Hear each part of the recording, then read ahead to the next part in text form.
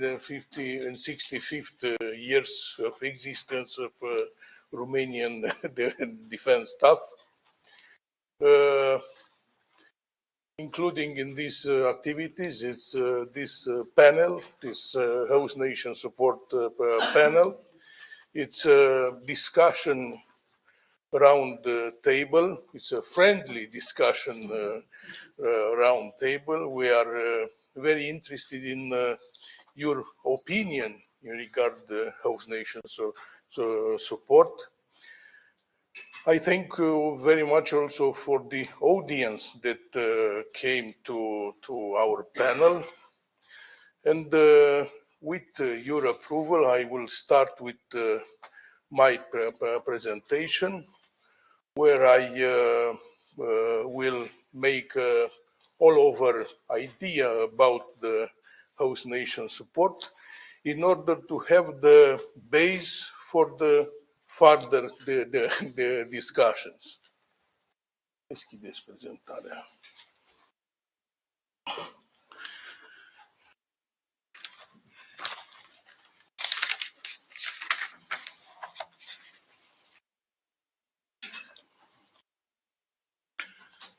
So I mentioned the panel, the host nation support in the context of achieving NATO collective defense.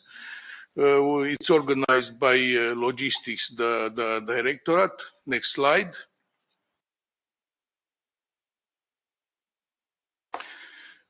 So I'm the moderator of this panel, Captain Navy PETROVSCHI.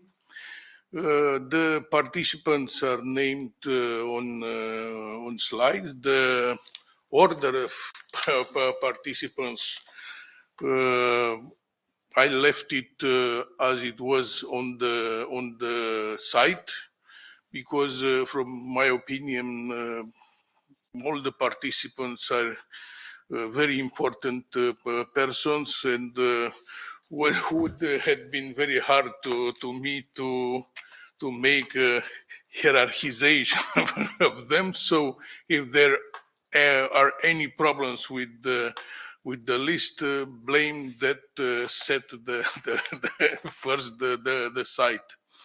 So I will start with our first participating Brigadier General Ionel Vlasie, that is the commander of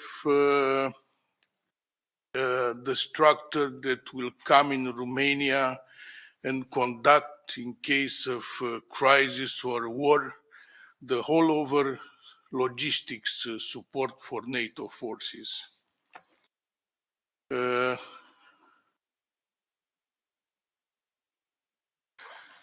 Lăsați-mă prezentarea mea, vă rog frumos.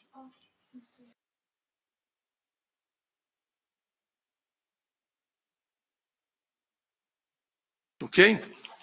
The next one, it's Brigadier General Cătălin Eugen Miklos, that is the commander of 71st Air Base in Câmpia Turzii, hard core strong unit of our air forces and of our host nations support. That it's very intense used these days also for Ukraine, so support for our partners, so support a lot of US investments are there, so it's a very important military base in Romania. The next one, Brigadier General Loic Girard, that it's the deputy of commander of multinational divisions Southeast, multinational structure that in case of crisis of war will fight shoulder by shoulder with us in order to defend Romanian territory. And also it's the French senior national representative for all the French personnel in Romania. Next one, Colonel Ion Tiberiu Cojocaru, and other important NATO unit in Romania. This commander at NATO Force Integration Unit, the most close to us structure since was established, has the duty to coordinate, to facilitate the flowing of the allied forces in Romania. The next one that is named on slide, unfortunately announced that will not be able to participate because he received last moment task. The principal questor, Ștefan Săvulescu from Ministry of Internal Defense, Internal Affairs.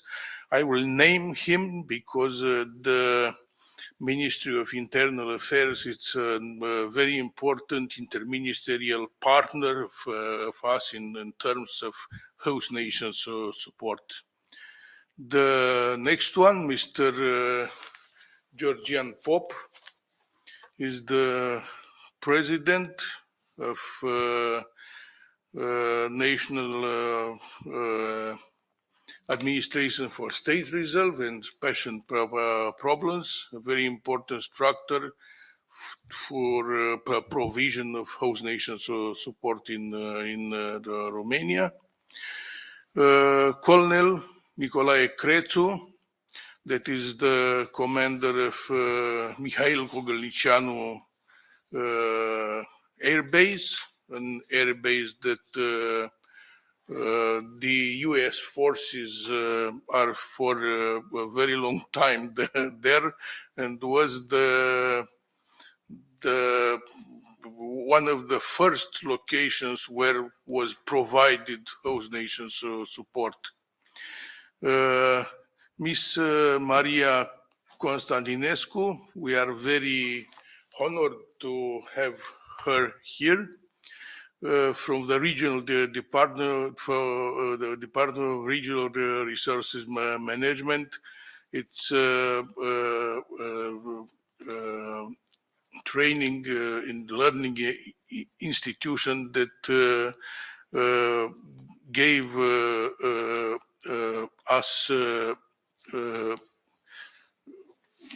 environment to prepare a lot of personnel for the armed forces. Miss Violeta Nicolescu, the policy department, the policy, it's always the first stage of preparing anything. In the first instance, the policy initiative, it's that one that trigger the action that will be taken into consideration. We have here the Brigadier General Reserve, Plamen Bogdanov from University of Library Studies and Information Technologies in Sofia. We thank him very much being here, paying this effort to come from Bulgaria to Romania. Bulgaria and Romania are beside the geographical position of them close one to each other, we are also hardly close one to each other. In the next period, in the beginning of December, for example, in Sofia will be held the first conference for the military mobility corridor, Romania, Bulgaria, and Greece, will be held in Shipka, Sofia. And the last but not the least, Colonel Ken Jone, that is the chief of Office for US Office for Defense Cooperation. I had the opportunity, for example, to visit United States in 3 missions, and 2 of them were paid by Office for Defense Cooperation. So it's a very important partner of us on one hand, and on another hand, as our partners, being the specific of association support, ask us everything they need. From our part to US, we ask the ODC all the problem we want to be taken into consideration by them. Next slide. The agenda that I propose for today, I will try and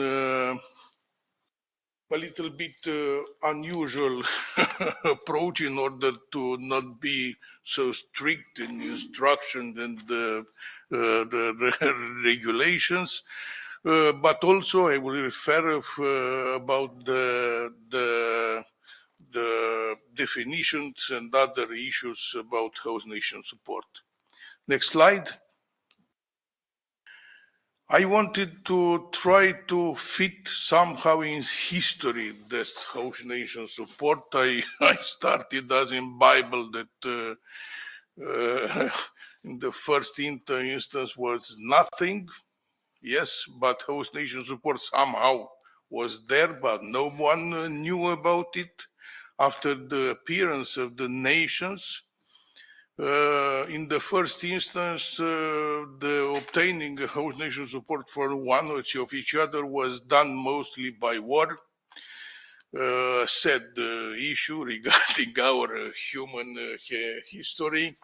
But when people driven the conclusion that it's better to request and obtain the host nation support for other nation before having war with it, that is the moment, in my opinion, when appeared the doctrine for host nations support.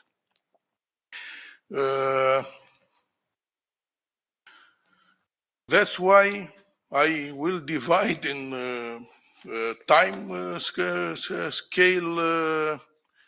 the times before doctrine of host nation support and times after doctrine of host nation support.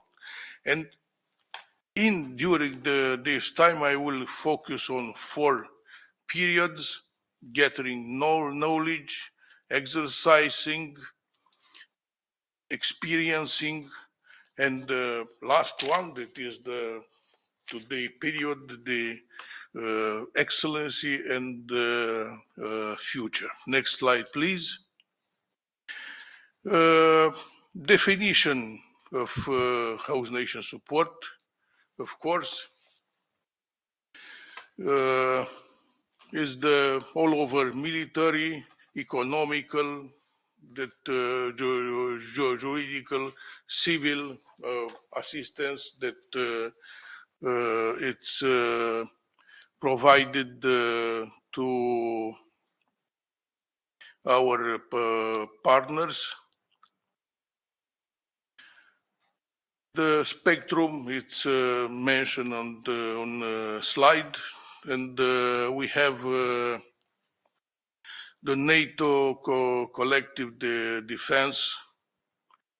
That is the last issue that came in the host nation support domain. Next slide.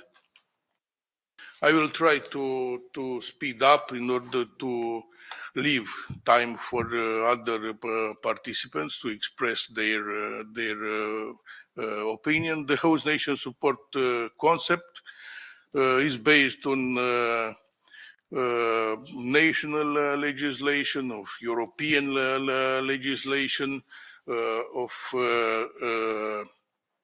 national organization. It was structured and approved the National Council for the Supreme Council for National Defense. Next slide. As I told you, the policy has to be established in documents. The first the document necessary for the host nation support is the memorandum of understanding that is the first level of host nation support agreement, the treaty level between two nations or between NATO command structure and the nation. Next slide. A little bit of history, starting 2002 is the first when the host nation support I found I found mentioned in the document I had access. The first period gathering information I would put in the between 2002 and 2010, when were established the legislation base. For example, is named there the law number 291 in 2007 that regulates the entrance in country of foreign forces, and also the host nation support and general procedures in 2010. In this period, as I told you, was fundamented the legislation, the instructions. The host nation support itself was delivered only in a few points, like for example MK or Cinque. No one knew very well how practically the host nation support is done, but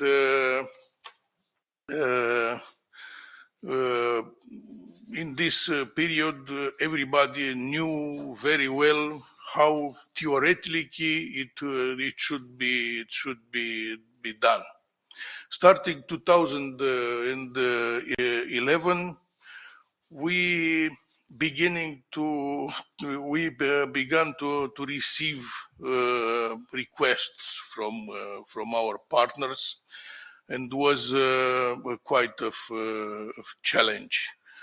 For example, in 2012, for MK base, the US partner asked to a series of buses and trucks in order to establish there the main hub for transfer of forces from Afghanistan to US.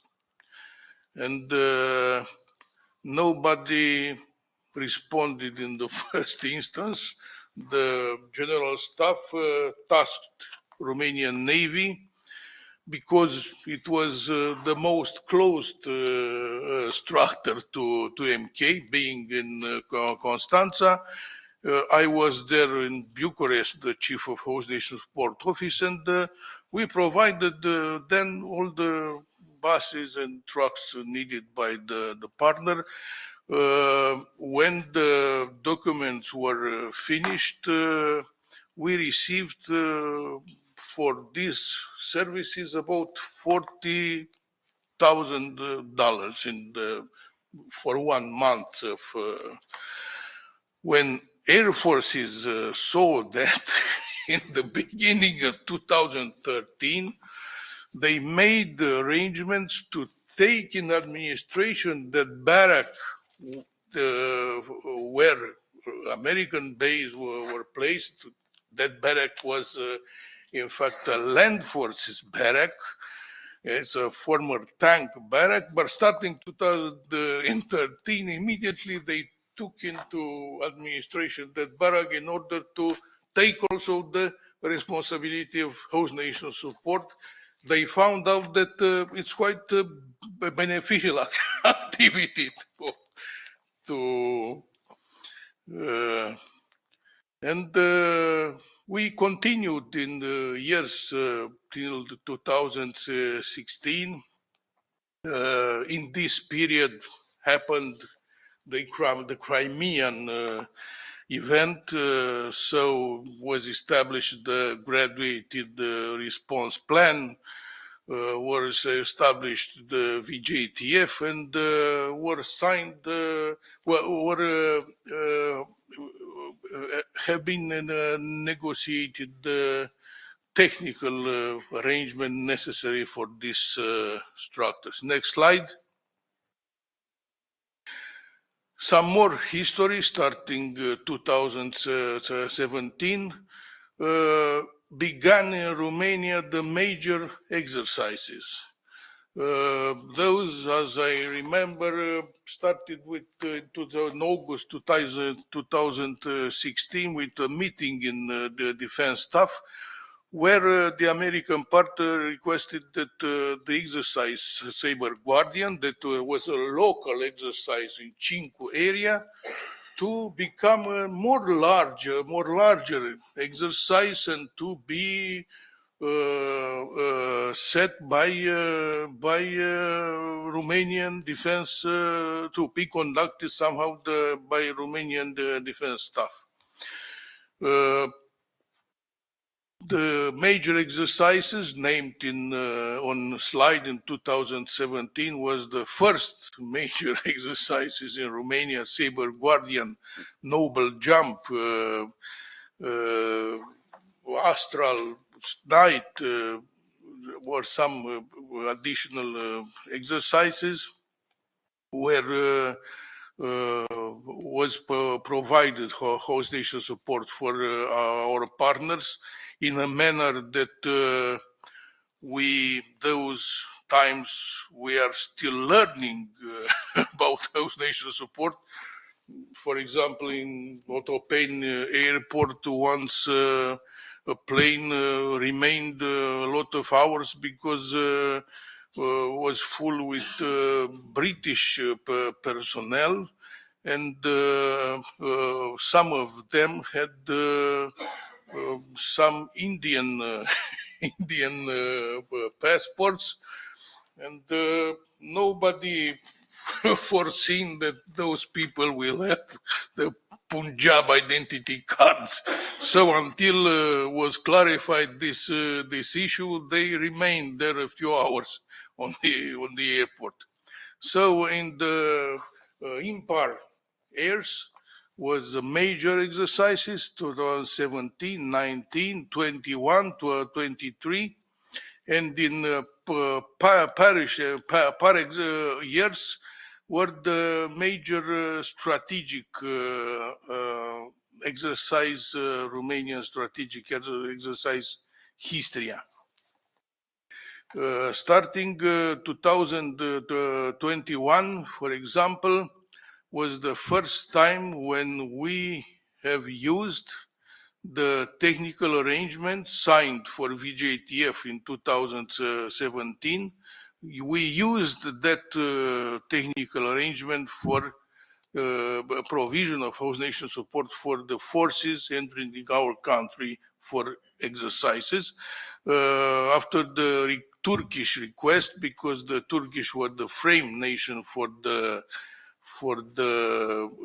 VJTF, and they requested to be used the technical arrangement in order to sign separately another technical arrangement dedicated for this exercise. our legal people was very eager to sign a technical arrangement for any issue and for any for any change in the planning of the exercise. They wanted to sign something. So so eager were them and to make this that U.S. partner finally proposed to be signed framework technical arrangement for 4 or 5 years in advance uh, for the exercises. Starting to 2022, we have here the French battle group. There were some issues in modification of the legislation. Was issued a new strategic host nation support concept, and starting the end of 2023, SHAPE began to present the host nation support concept in context of allied the defense, and the way that they are foreseeing to achieve that with the signature of a memorandum of agreement, signature of technical arrangement, and more than that, establishment of minimum operational requirements document to state all the provisions that the nation has to provide to NATO forces, and this document to remain mandatory for that nation, and to be its validity to not be changed yearly as was changed the SORs in the former planning. Next slide. The host nation support responsibilities are shown on slide. So we have to keep the legislation actual, to assist host nation support in all spectrum and in all locations on Romanian territory. Next slide. The Romanian host nation support management system, it's shown on slide, consists in foreign liaison interministerial committee, the political level of host nation support, host nation support coordination board of defense staff, that is the specialized team of the defense staff to coordinate host nation support, and also the host nation support coordinating center that will is activated in case of crisis of war into the national military command center. Next slide. Also, we have the single point of contact for host nation support. The SHAPE requested to be mentioned in the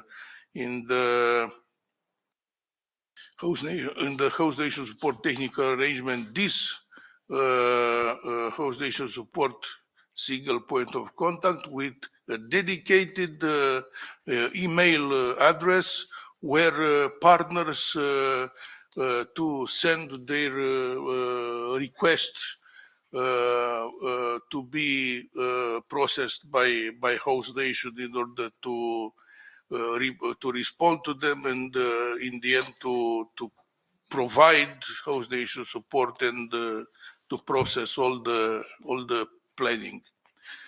This host nation support point of contact has connection with the host nation support coordinating board, and also, if is needed, can request support from interministerial liaison committee. Next slide. The attributions of these authorities, each of them, the committee, the Romanian Public Authority to support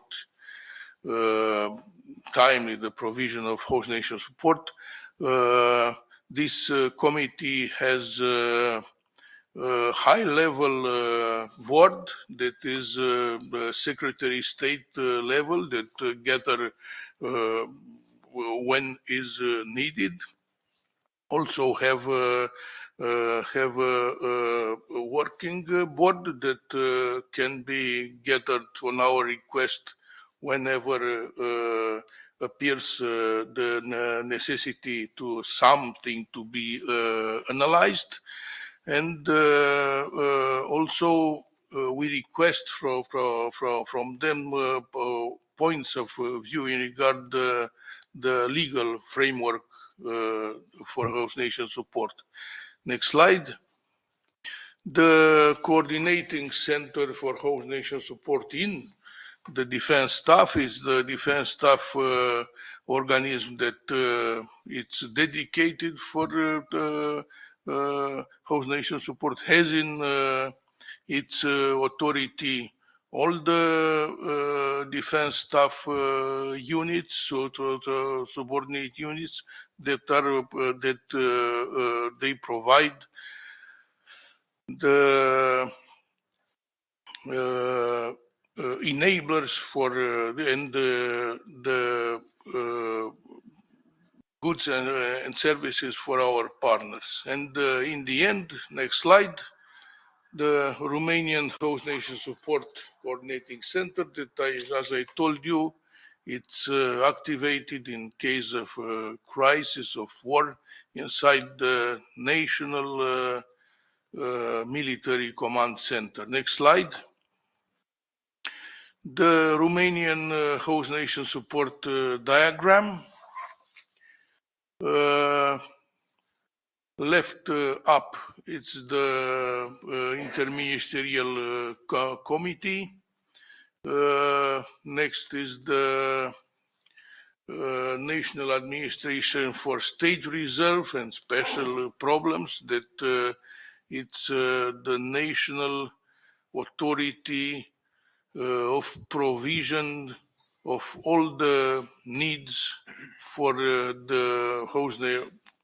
provision of host nation support for our partners. We send to them requests from peacetime for mostly for food and fuel for allied partners to be provided in case of crisis. We started with the request for them with about 60,000 people as calculation, and in the last request we were above 200,000 people. So we are depend of them, and they are very dependable. Even in peacetime, we were supported by them with tents, with containers, and now we are in the process of obtaining from them some fuel from the next year. Of course, the defense staff in the middle of the upper the slide that has the host nation support office, movement office, and military police section.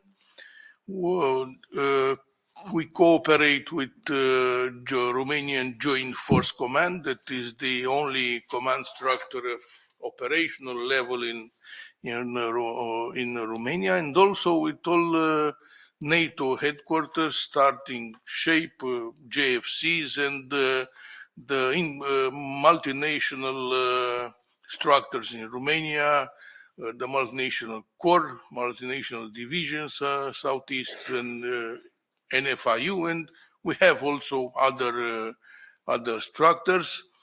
We have the Army services, Land, Air, Navy, Joint Logistic Command, and CIS Command. The Joint Logistics Command, it's presented there with different color because it has the operational level responsibility of coordination of host nation support in Romania. So they are integrating the host nation support all over Romanian territory. It's an issue that was established this year. Since now the logistics, the Directorate did that. This year, the Chief of the Defense Staff approved host nation support concept in allied context, and the Joint Logistics Command was named there as the responsible for coordination of provision of host nation support. Next slide. The planning process started with the receiving of the host nation support request, signature, if is needed, of memorandum of understanding, site survey, site identification of needs, putting the needs, express the needs in the concept of requirements document and statements of requirements document. After the needs are clarified, it's signed a technical arrangement to establish the modality with how the host nation support is provided, and in the end, it's the reimbursement of host nation support. The host nation support, it's not for free. It's reimbursable in the law 2091 from 2007. It's expressed that the possibility to provide host nation support for different issues for free. They are named, they're mostly facilities, but other issues can be provided with the approval of the Supreme Council of National Defense. Next slide. The upgrading capabilities in Romania with NSIP investment program. With this period, it's strongly used because after the concept approved by the Chief of Defense Staff were identified, a lot of capabilities needed to be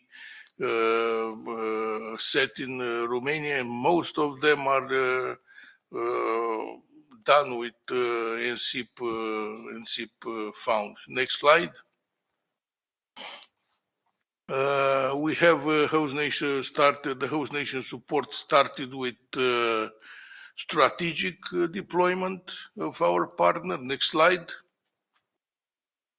Continuing with the reinforcement by forces on European territory. Next. And arriving on Romanian territory at operational and tactical level. One slide are shown the locations identified for host nation support. I told you that we identified a lot of places where host nation support is needed. This slide, it's unclassified, are shown the location, but not naming what they are, but I put it here in order to show how effort should be done by Romania in order to provide host nation support for NATO partners. Next slide. And also the last involvement of Romania, the accession to the South 3 military mobility corridors in July, according to the model initiated by Netherlands, Deutschland, and Poland in 2022. JSEC initiated the establishment of some mobility corridors, and in the southern part of Europe were identified 3 corridors: Romania, Bulgaria, Greece, Romania, Bulgaria, Turkey, and Romania, Bulgaria, North Macedonia, Albania, and Italy. In July this year was signed a letter of intent for the mobility corridor with Bulgaria and Greece. And in October, the last month, were signed the note of accessions to the other 2 military mobility corridors with Bulgaria and Turkey, and with North Macedonia, Bulgaria, Albania, and Italy.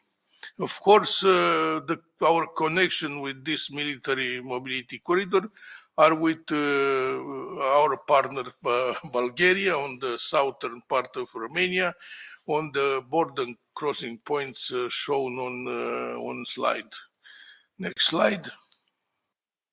So this consists my presentation. During the discussions, if is needed to came back to some of the slides, please request, and we will do that. We are now ready to start the panel, the base being set. We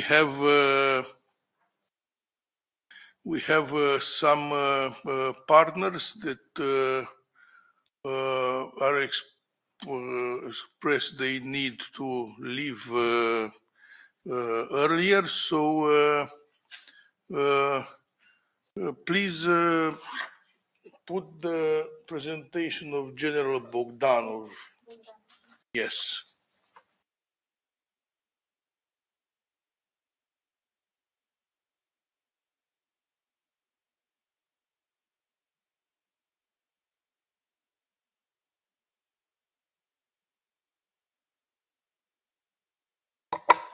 Thank you very much, Mr. Chairman. Dear colleagues, ladies and gentlemen, I'm going to present my personal views on Bulgarian perspective on this important topic.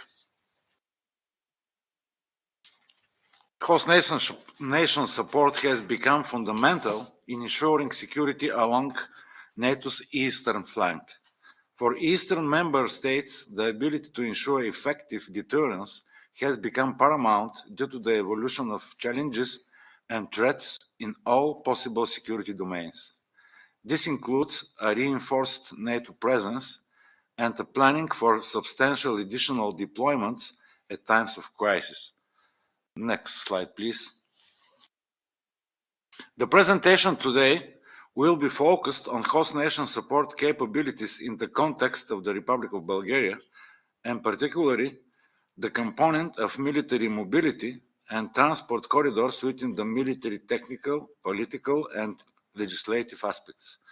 2 years ago, within the GMR conference, I presented some of the aspects of strategic airlift capabilities of European NATO member states and the role of Bulgaria. Today, and in consideration that the expanded quantitative requirements of NATO force reception, staging, and onward movement to ensure sufficient deterrence capabilities and consolidated military presence, the focus will be placed on military mobility of overland routes. In regard, the Republic of Bulgaria plays a central and fundamental role in NATO's eastern military presence, which is reflected in the overarching NATO strategies for military mobility in north-south and west-east corridors, as well as the corresponding strategies for the necessary staging of military forces, which includes both a permanent brigade-level NATO formation in Bulgaria, as well as the requirements for the deployment to Bulgaria of NATO's highest readiness forces in the event of contingency scenario. Next slide, please. In the first instance, it is important to acknowledge some of the fundamentals of host nation support, as well as the legislative and political aspects of host nation support and military mobility in the scope of Bulgaria and NATO's defense posture along the eastern flank. Host nation support capabilities are critical for enabling the reception, staging, and onward movement plans for NATO's rapid reaction forces, ensuring that allied troops have the necessary infrastructure, logistics, and services during peacetime, crisis, and conflict. Key aspects of host nation support include, you can see, and we know very well, but you can see on the slide, the intensity of host nation support in the reception, staging, and onward movement process also stages as the phases of the operation change. During the initial deployment of the force, reception, deployment, and follow-on operations are limited, but once security, command, control, and communications are established in the theater of operations, the overall build-up of reception, staging, and onward movement capabilities to support the deploying major force begins. Once they reach their final destinations, sustainment decreases in intensity to increase again during the redeployment of forces phase, or the reception, staging, and onward movement reciprocal process of rewarded movement, staging, and dispatch. In both cases, the intensity of the reception, staging, and onward movement is high, and the corresponding requirements directed and the host nation support capabilities. Next slide, please. In fulfilling the task under HNS, each member state adopts the corresponding legal frameworks to facilitate the functioning of national level resources and services, as well as adopting the corresponding international agreements, which can be under the larger NATO framework and within individual intergovernmental agreements that can be subsequently expanded to include additional NATO member states. As such, Bulgaria has undertaken to facilitate and adopt the necessary framework of agreements, which includes, but not limited to, you can see some of this agreement between Bulgaria and NATO Command from 2016, from 2022 between Republic of Bulgaria and Italian Republic, from last year, note of accession to the agreement with Italy by the Hellenic Republic, from this year, note of accession to the agreement with Italy by the Republic of Croatia. Additionally, and in consideration of the existing legislative framework concerning the crossing of borders by both materials and personnel, in this year, a letter of intent between the Ministry of Defense of Bulgaria and the Ministry of National Defense of Romania and the Ministry of National Defense of Republic of Turkey on the establishment of harmonized military mobility corridor between the three countries was formalized, which should accelerate and significantly simplify the transit of military forces and corresponding equipment between and across the territories of the state in question. Next slide, please. In response to the commitments of Bulgaria as part of the host nation support system, a national system for host nation support has been adopted in Bulgaria. This system functions as a subsystem within the broader logistics support system and is part of the unified command and control system of the country's armed forces. Similar to the logistics support system, the host nation support system is structured across three levels of command and control: strategic, operational, and tactical, and consists of two subsystems: the command and control subsystem and the subsystem of assets. The HNS system is a collection of force and resource management authorities from both the military and non-military components of host nation support, the planning and execution arrangements, the communication and information system, infrastructure, and the principles of interaction at the strategic, operational, and tactical levels. Together, they interact each other to ensure timely, quality, and complete execution of support activities by the host nation. The structure of the Bulgarian's host nation support system can be seen on this slide. The national system consists of elements that make up its structure, each of which performs certain specific functions. The functions of the host nation support system authorities are derived from the National Host Nation Support Plan, the Department of Defense regulations, and the Host Nation Support Doctrine. In terms of structural characteristics, internal hierarchy and capability of individual elements within the host nation support system, many changes have been undertaken since 2016 in order to facilitate its effective function and to ensure effective communication with corresponding NATO structures. Numerous factors, next slide please. Numerous factors influence the functioning of the national host nation support system. In this presentation, one set of such factors will be examined, as highlighted on the slide. A key aspect of host nation support in Bulgaria is connected with the transport corridors going across the country. These corridors are vital in ensuring the reception, staging, and onward movement of allied forces within Bulgaria's national borders. This is a principal strategy in NATO planning for both the north-south and the west-east movement of military forces and equipment, and is thus dependent on the national capabilities to afford the necessary infrastructure to facilitate such movements. Thus, in the general framework of factors of consideration in the operation of the national host nation support system, the factors which influence and shape these specific elements of its function will be examined. Next slide, please. In the discussion of this specific topic, it is important to acknowledge that the specific characteristics of corridors are dictated by specific national and regional geography. Within Bulgaria, there are certain geographic peculiarities and features which dictate how transport corridors are structured. Looking at the map from north to south, the first major divider is the Danube River, which has only two crossings to Romania, with the overland route from Dobruja towards Constanța being severely underdeveloped and thus not considered as part of the transport corridors network.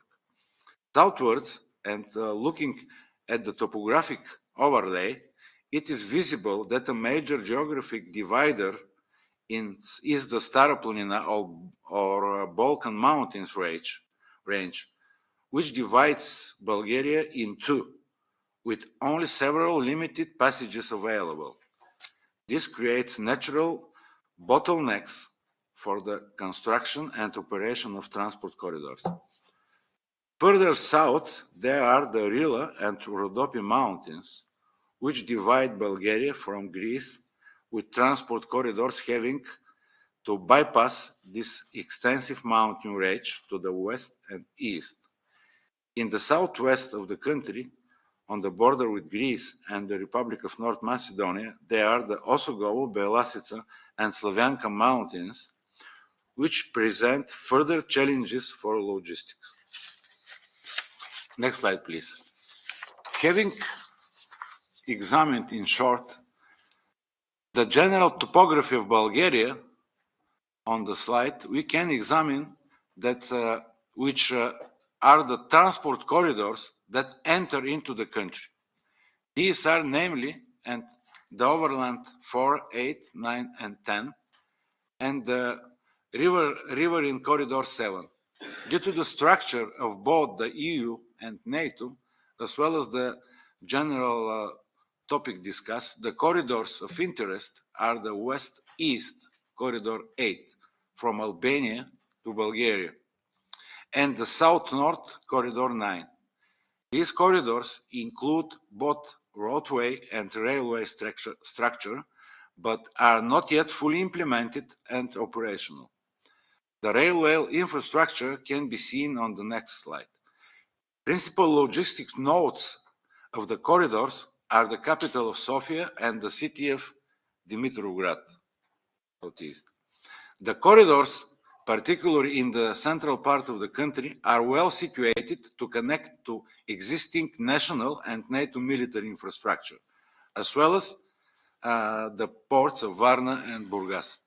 However, there are certain challenges which face the successful operation of the corridors and their respective inclusion as part of the host nation support capabilities. In terms of Corridor 8, there are some problems to both roadway and railway construction, which are in large part political in nature and due to the current state of relations with a certain country. This corridor has been placed as a major objective of EU efforts, including for the Western Balkans Integration Initiative. However, it remains to be seen whether political willpower will materialize to fulfill undertaken obligations, as well as obligations within NATO. In terms of Corridor 9, the construction of efficient highway road services has for the most part been accomplished in central and southern Bulgaria. The linkage northward, however, remains an unrealized objective. Thus, the onward movement of forces toward Romania can be considered to be severely bottlenecked from Stara Planina or Balkan Mountains onwards. Next slide, please. Corridor 9, and especially the importance of transporting military assets from the port of Alexandroupolis, has generated greater interest in expanding and modernizing the railways system, which has also become a priority within EU planning for financing and implementing such a project. The railway connection from south to north is vital in reaching both Romania, the Black Sea ports, and associated military infrastructure in central and eastern Bulgaria. Similarly, a railway connection is also a part of Corridor 8. Next slide, please. In conclusion, it cannot be understated that host nation support is a vital aspect of national and NATO defense and deterrence capabilities, particularly on NATO eastern flank, especially in the scope of Bulgaria and special consideration in the current risk and threat environment. NATO planning and national commitments, which have altogether increased the requirements for Bulgaria in the general duties of the effective process of reception, staging, and onward movement. In response, Bulgaria has undertaken the necessary steps to constructing together with allied nations and within the structure of NATO the necessary legislative frameworks for the host nation support process, including the formulation of multilateral agreements to handle the ease of crossing state borders for military equipment and personnel. Furthermore, a national host nation support system has been established which includes all necessary operational and command assets, but which will have to be further expanded to meet increased requirements. Transport corridors constitute an essential element in host nation support capabilities. In Bulgaria, they are in large part dictated by geographic features and state of road and railway networks. Two corridors are principal in ensuring effective transport for military needs, Corridor 8 and 9. The overall network of transport communication lines provides for good opportunities for fulfilling military tasks, but faced both geographic bottlenecks and underinvestment in key sectors, as well as outstanding issues connected with problems of political nature and with neighboring yet allied states. Overall, there are good preconditions that with further investment and political willpower, as well as an expansion of national armed forces capabilities, the host nation support process will be further refined and expanded to meet emerging challenges. Next slide, final slide. Thank you very much for your attention. Thank you also, sir, for your effort for this very hard worked presentation of all over image of Bulgarian host nation support that deals with I saw quite the same challenges as Romania is, and has the quite similar organization of host nation support. Thank you very much again. If from audience there are questions for Mr. Bogdanov in regard of his presentation. Thank you, General, for your presentation. Very interesting for us. And regarding the national and Romanian issues, NATO issues in Romania, to be more precise, you mentioned at the end of your presentation the national army issue in Bulgaria, but after the host nation support for NATO, military corridors and so on, when we will trigger the regional plan, to take that example, how do you manage the both sides, the national one and the NATO one, through the corridors and so on you just presented us? Because it's something very interesting to see what Bulgaria, with the example of Bulgaria, what you are able to provide regarding the host nation support role, but NATO perspective, but in national perspective and the way you manage it, deconflict it, and so on. Thanks. For me, all these lines, they work coordinated and harmonized because we also have this NATO integrated units in force integration units in Bulgaria, and different levels at defense staff and logistic command. They work together, like here on this part of the table. As I understood, the good coordination with NATO partners and friends, the same situation, in coordination, close coordination. You will have in Alexandropoli, for example, a lot of US troops, French troops, Belgian troops, and so on. In time.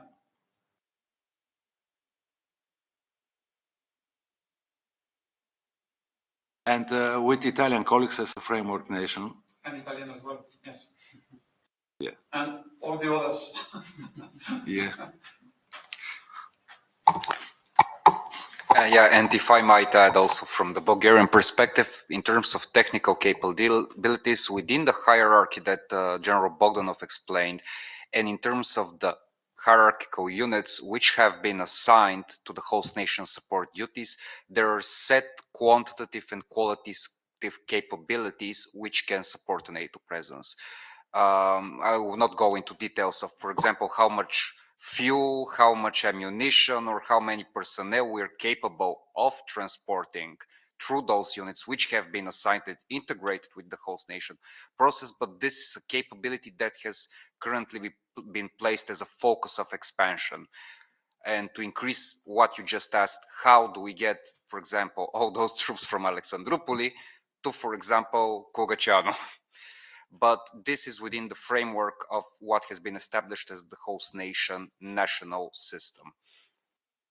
If that provides further clarification, perhaps. It's a process in development as part also of the modernization and re-equipment of the Bulgarian armed forces, specifically in the field of logistics. Again, thank you, General, for your presentation. I have a Good morning, all. Thank you very much, General, for your informative presentation. Although I have to admit that I'm pretty aware of host nation support and all the developments in Bulgaria. As we discussed during the break, I had the privilege and the chance to engage with your leadership and discuss. And I just came back. My unit came back from Chirilica 2 weeks ago. So my question, even though you have not touched upon this topic, but it's pretty much within the scope of host nation support. We all know that within JOA Southeast, this part of Europe secures AOR. There is another critical scarcity, fuel supply. Some time ago, SHAPE conducted an assessment, to look which NATO pipeline system to expand and bring closer to the frontline countries fuel, which is critical during the war. So my question, if you have this information, is Bulgaria already looking into this expansion of the two southern pipeline system? And I mean the Greek and the Turkish. Is your country looking as a national project, or is rather considering as a possible joint venture, Greece, Bulgaria, Romania, and eventually Hungary? If you have this information, though. Thank you. Actually, I don't have that this information. I know just that regularly NATO authorities, they certified one of Bulgarian companies, one or two companies that should provide fuel for NATO purposes. Even you know the name of one of these companies. So that will provide the fuel with characteristics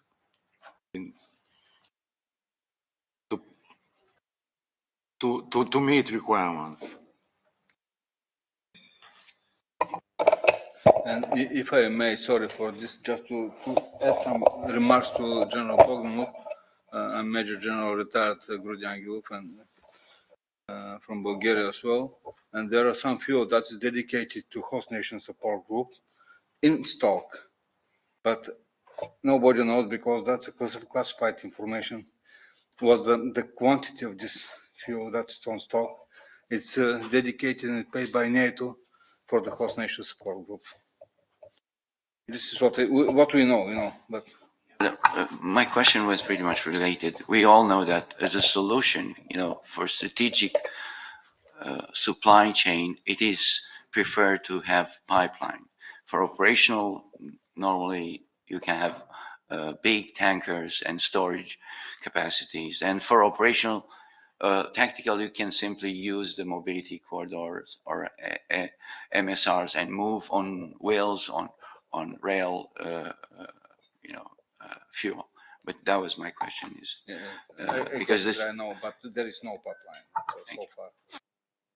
But the realization that the current offloading facilities on the Black Sea side are somewhat of a vulnerability have been realized. That is, for example, why there has been this shift in Bulgaria towards, for example, the gas offloading facility in Alexandroupoli as part of the diversification process of the hydrocarbons availability of the Bulgarian market. So you can see this pivot southwards towards the pipelines with Greece, with Turkey, instead of relying solely on the flow through the Black Sea ports. So for the oil pipelines, we can perhaps definitely see that in the future as part of the ongoing process of diversification and going towards a more southern direction of supply rather than the eastern one. So I believe the things are more concrete, and there's good progress on that, because last year in the margins of a NATO defense ministerial, Romania, Bulgaria, and Greece signed a letter of intent to join their efforts for implementing NATO pipeline systems within the region. So probably in the next period, there will be a task group on that between the three countries, and that will be implemented. And we will hopefully we will go simultaneously with the military corridors as well, you know, like a parallel and as well joint effort. Let's not forget that there is a NCIP CPP on fuel supply chain. That would be a great opportunity to be, capitalized by all these three countries. Great suggestion, thank you. And just to add, we should also though keep in mind that whilst pipelines provide a generally large volume, constant volume, they are still a critical vulnerability, and they can face sabotage and such actions, and securing such a long corridor can be very difficult. So a diversification of supply through multiple sources is perhaps the most logical and most sustainable and a treatable approach towards the matter.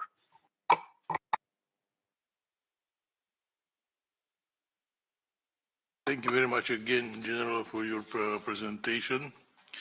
You induced a lot of interest in our audience, as I saw a lot of questions. The presentation itself was very interesting. I have one. You said about the bridges crossing the Danube between Romania and last week I was in TTX in Ramstein, 21st ESC, and in that exercise was a moment that was put in front of Bulgaria and Romania, an attack with drones against the bridges crossing Danube, and reducing their capacity to 50%. And I replied that the 50% it's very well from our point of view, because nowadays Giurgiu Bridge is in maintenance, and it's 50% it's what we have. But also I mentioned that can be used bridges on Romanian territory. So the transports can cross the border between Romania and Bulgaria, and to cross the Danube to Chernavod, or rather Giurgeni, or rather. Okay, thank you very much again. I would invite now General Girard in regard of its opinion of Host Nations Port, saying that in the next moments he has to leave. Yes, so I'm not going to.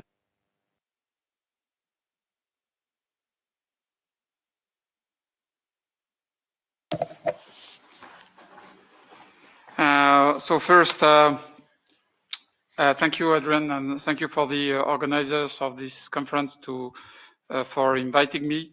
And happy birthday for the staff, Romanian staff, 165 years. And host nation support is, as an introduction, as a word of introduction, is ever a reality right now in Romania, because we have a lot of troops there, French, but not only French, Belgian, Luxembourgese, and from that week, Spanish contingent. So the host nation support it's not only a PowerPoint or something we have to plan or exercise, etc. It's still a reality. And thanks very much for the host nation for all the support you are providing to us in Romania. Just to introduce myself additionally, or to give more details, I've been assigned in Romania since August 23. So it was the first time a French general was assigned in Romania since World War I think, General Berthelot. So I'm very proud of it. But it's time of crisis as well. So it's not only for my personal concern. And as a French Marine, I have a big operational experience, and I can confirm, but nothing new here, the huge importance of logistics. And as Napoleon said, the amateurs discuss tactics, the professional discuss logistics. So I'm sure that we are all very professional today in that conference room. And for me, so my main job, to finish my this additional comment, is I'm double-headed. It's not only to say I'm responsible for the French troops in Romania, it's more than that. I'm deeply involved in NATO operational issues and leads for troops at the division level. And as a French SNR, I'm also involved in all, my main mission is to operationalize the NATO deployment of troops in Romania as France, as framework nation. That's why it's not disconnected, but directly connected between my two heads. And that's why as well I was in shape for the last 2 days. So from my perspective, and it's my main idea, the host nation support role is not only essential, but crucial. It is not a role alone that will lead to success, but clearly we won't have any kind of success with it without that role, and without that role perfectly fulfilled. And moreover, and it will be most part of my speech, the host nation support is the decisive factor in the first phase, the first deployment phase, which is the most important. So 3 points from my perspective. The first one, the context of our action, collective action. The second one, the challenges. And the third one, what has already been done and some options which can remain on the table, be done. So the context of the actions and the need, of course. As you know, at the end of February 22, France sent the VJTF battalion. Now it's a big, huge forward land force battle group with Belgian, Luxembourg, and Spanish currently. And this is the first military point. The second political point, but linked with the military one, of course. During summer 22 at the Madrid summit, all the framework nations of FLFBG committed themselves, or has committed themselves, to grow up to brigade level permanently. So it's not something in the next 10 years, or it's a current objective right now. And since then, we have exercised a lot of command post exercise, spring 23, sorry, spring 24, and fall 24 last months. From my perspective, the big aim of this brigade deployment, of the full brigade deployment, is the deployment phase. So when I talk about the deployment phase, it means from France and Belgium to the border of Romania first, and second, from inside Romania. So before Romania, it's, I can say, European concern. I will use the term of, there is no military Schengen currently. I know it's something perfectly known in Romania. So I know that there are a lot of people working on that, but it's a political level decision. and coordination, not only a military issue. It has been a military issue. It has been solved for years, I think. And what does mean brigade deployment? It means about 4,000 troops, about 1,100 vehicles, 1,500 containers, 9,000 linear meters. So something quite huge, important, in addition to the battle group in Romania, which is part of the brigade. So to be honest, I'm really confident about the training phase because we have that big exercise in May 25 to deploy the full brigade. So the training phase will be a success.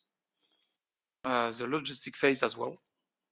But the deployment phase is much more challenging, I think. And specifically from the border to the final destination and from the final destination to all the infrastructure and operational and training facilities. And to finish with that first point, in terms of logistics, the exercise in May will begin on February from the movement and logistic point of view. So it's something we have to keep in mind because in May it will be too late. And it's not an exercise. It's something we have to prepare to be deployed permanently from today until there is no date to finish it. So the challenges, the key phase for me. So we face at least 3 big challenges. The first one is geography, it has been mentioned previously. Not sure we can do something against geography. So the second one is all the infrastructure network. It means railways, roads, airports, seaports, bridges as well. It's a mid and long-term issue. So there are a lot of constructions currently right now in Romania regarding roads and so on. So I think it's on progress. But to illustrate that example with a kind of symbolic example, the Voila Bridge, which is a bridge just south of Cinku, which does not exist anymore, has to be rebuilt if you are following the newspapers and information and media. Without that type of bridge, all the military convoys arriving at the Voila station need more than a 2-hour extra delay to reach Cinku. So from 2 years now, you can imagine all the time, fuel, efforts, energy we spend in that. And it's not an isolated example because 10 days ago, there was a kind of, it's not a kind, there was a prime minister and minister meeting in Paris between Romania and France. And that example was on the table, Vola Bridge. So it's not only a military concern, as I said. And the third one is much more important because it's really, from my perspective, a short and mid-term issue. It's all the rules. We talk about legislations, rules, laws, and so on. And it's something, it has to, which is perfectly adapted for peacetime, but we need to adapt them, I think, for crisis time. Before, I hope we won't go to the wartime, but up to crisis time. And definitely it's a host nation support issue and responsibility, but not only a responsibility for the MOD and the general staff, it's a political responsibility. It's for the number of all the ministers directly involved or concerned by that issue. To give you some example, to illustrate it, to move military convoys, we need some what is called AST, authorization for specific transport, which is a very complex system with a lot of incompressible time constraints. And for example, if you have a military truck which has been repaired on the road, if it's during a weekend, we have to wait for 1, 2, or 3 days the new authorization to repair it, to send another. So it's adapted for peacetime, but from my perspective, it's not adapted anymore for crisis time. And it's very challenging currently for a battle group. You can imagine for a full brigade in May, that type of issue. And we have to work hard on it because not only to exercise and to real life, and because it's another challenge, I think when we will deploy, really, it will be under pre-Article 5 conditions. I think after the Article 5, things will be not better, but easier regarding the rules. But pre-Article 5, it's a big challenge. Last point, what have already been done and some options as a way ahead. So the positive things, first, the multinational core, because NATO is involved in that type of deployment, of course, has decided to create a logistic and movement exercise just before Dacian Spring 25 next year. It will be Carpathian Flow exercise. That's very positive. Even if the NATO headquarters will have no responsibility regarding the national roles in Romania, but it's very positive to exercise it. The second one, there are a lot of Colonel Kojokaru will be able to confirm, even if he's not here. We also organize a lot of movement conferences with the Corps, with the NFIU, with the division, with the Land Force Command, with the Romanian authorities currently, so it's ongoing.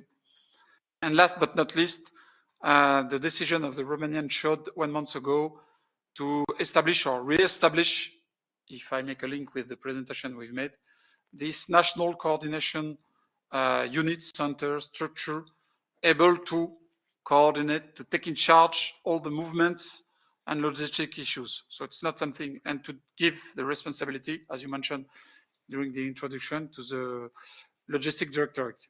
So it's, from my perspective, very positive. So the best options, from my perspective, it's regarding all what I call the peacetime rules. It's maybe to, not maybe, I think, to gain kind of derogation rules for military issues, because we need rules. It's not, there are a lot of civilian trucks, civilian trains, planes, and so on. We are, if it's not the war yet, we have to deploy in a pre-Article 5 phase. Life will be ongoing in all the eastern flank, not only in Romania. So we need derogations rules, we need simplified rules. We need also rules to react quickly. So as I told you, it's host nation support, and in all host nation support, there is a term of nation, so it's not only a military issue. Definitely, it's a political and it's inter-ministerial issue. All our authorities have to work on it, NATO, Romanian, France, and all the nations concerned by the deployment in the eastern flank, and not only in Romania, because I will talk about military Schengen previously. So we have no option but success next May. And we have to remember that in May, not only in May, from February to May, we will have first 30 nations keeping a close eye on the military deployment in Romania. And another nation far in the east also keeping an eye on our operational deployment. So no chance but success. Thank you very much, sir. You have presented very well Romanian-French cooperation and challenges facing by both of us. The way together starting 2022 was a challenging one from the beginning. We were able to solve together a lot of issues. Yes, that if I was asked a few years ago if would had been happened something like that, quick, the problems would be so solved. I wouldn't say yes that time. So our success, it's in my opinion reality. And as you beginning your presentation, you have two responsibilities. One in regard of the NATO forces as deputy of multinational division, and one as French senior representative for the French battle group that has in Romania in 2025 the most important exercise consisting of the deployment, the exercise itself, and the redeployment. And as you said, the eyes of NATO are on us during this period. But as you said, I'm confident will be a success. Thank you very much again. I took note about the issues you raised about the legislation alterations that are needed, about the infrastructure, for example, Voila Bridge. We received some signs from the local authorities in Brasov that that bridge will be finished until the exercise, but it depends of a lot of factors to be sure will be done that. Thank you very much again. From audience, if you have questions for General Gerard.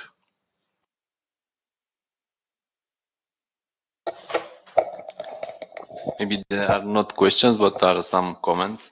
First of all, respected General, let me continue with a joke. Maybe we cannot speak about the Schengen in NATO because maybe because Austria is not a NATO member. But those problems you are speaking about, we are facing from a long period of time.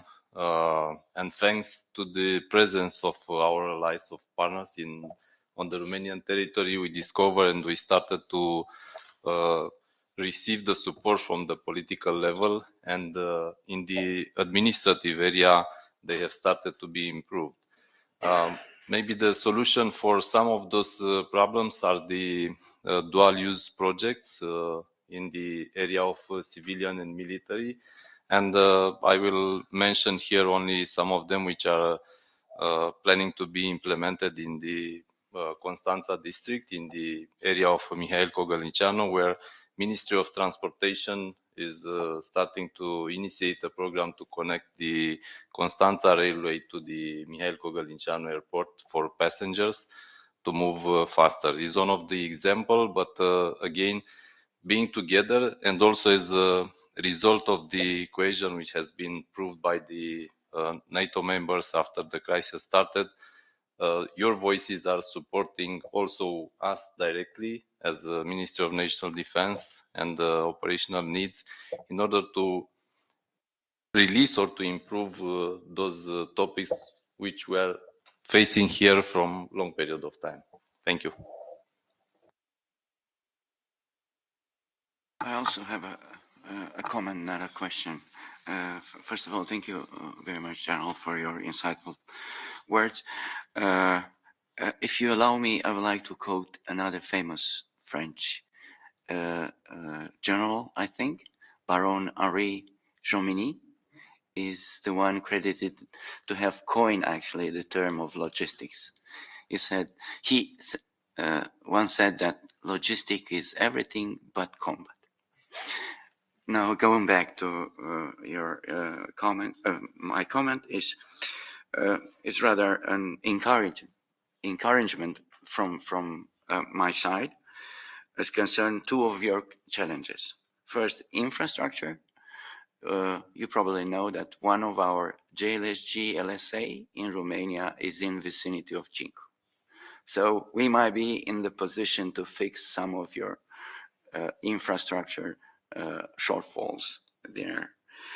As for the national laws or legislation and regulatory framework, I truly believe that the new host nation concept for collective defense is going to trigger that revision of the national legislation and regulatory framework.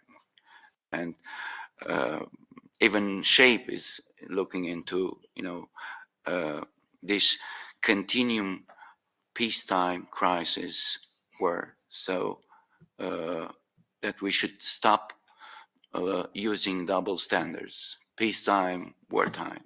So we should come up with a set of rules that should be applied, from peace to war, hopefully. Thank you.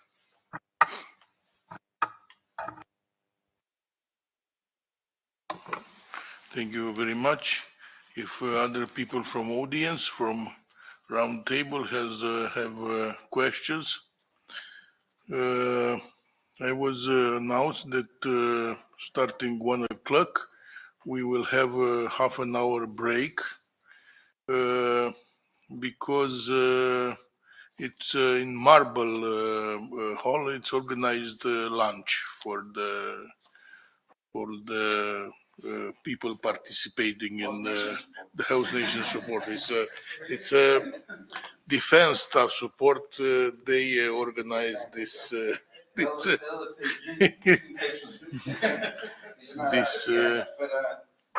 activity. So we have more 10 minutes. If there are more opinions about House Nation support from political. Thank you very much. Captain Petrovsky, as a matter of fact, you covered many of my ideas in your presentation. So I'm not going to repeat what has been said, but I just wanted to emphasize perhaps some ideas. So host nation support has both tactical and strategic importance. That's for sure. We all agree with that. And providing host nation support for the foreign armed forces which enter, operate, or transit our national territory is of paramount importance for our national security, particularly in the context of the commitments that we have taken within the North Atlantic Alliance. In Romania, the authority for regulating and planning this domain pertains to the Ministry of National Defense. But as you said, General, it's a whole of government approach. So we are in this together, let's say.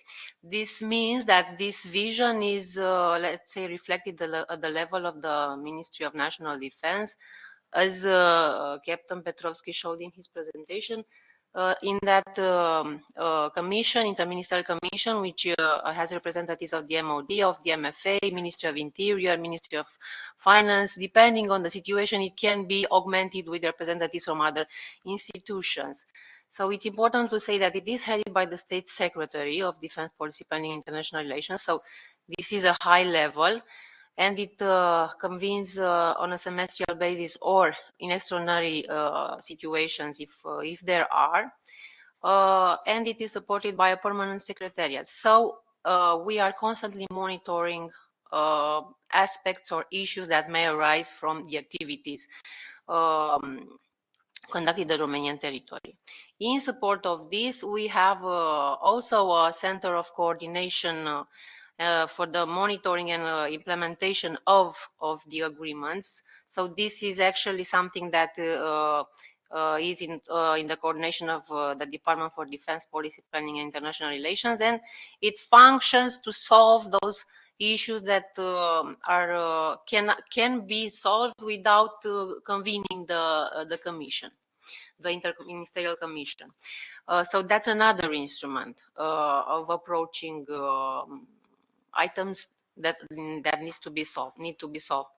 Moreover, we share a constant dialogue with our partners, and I think this is also a key component of efficiency. So always having a bilateral dialogue on various issues that needs our attention.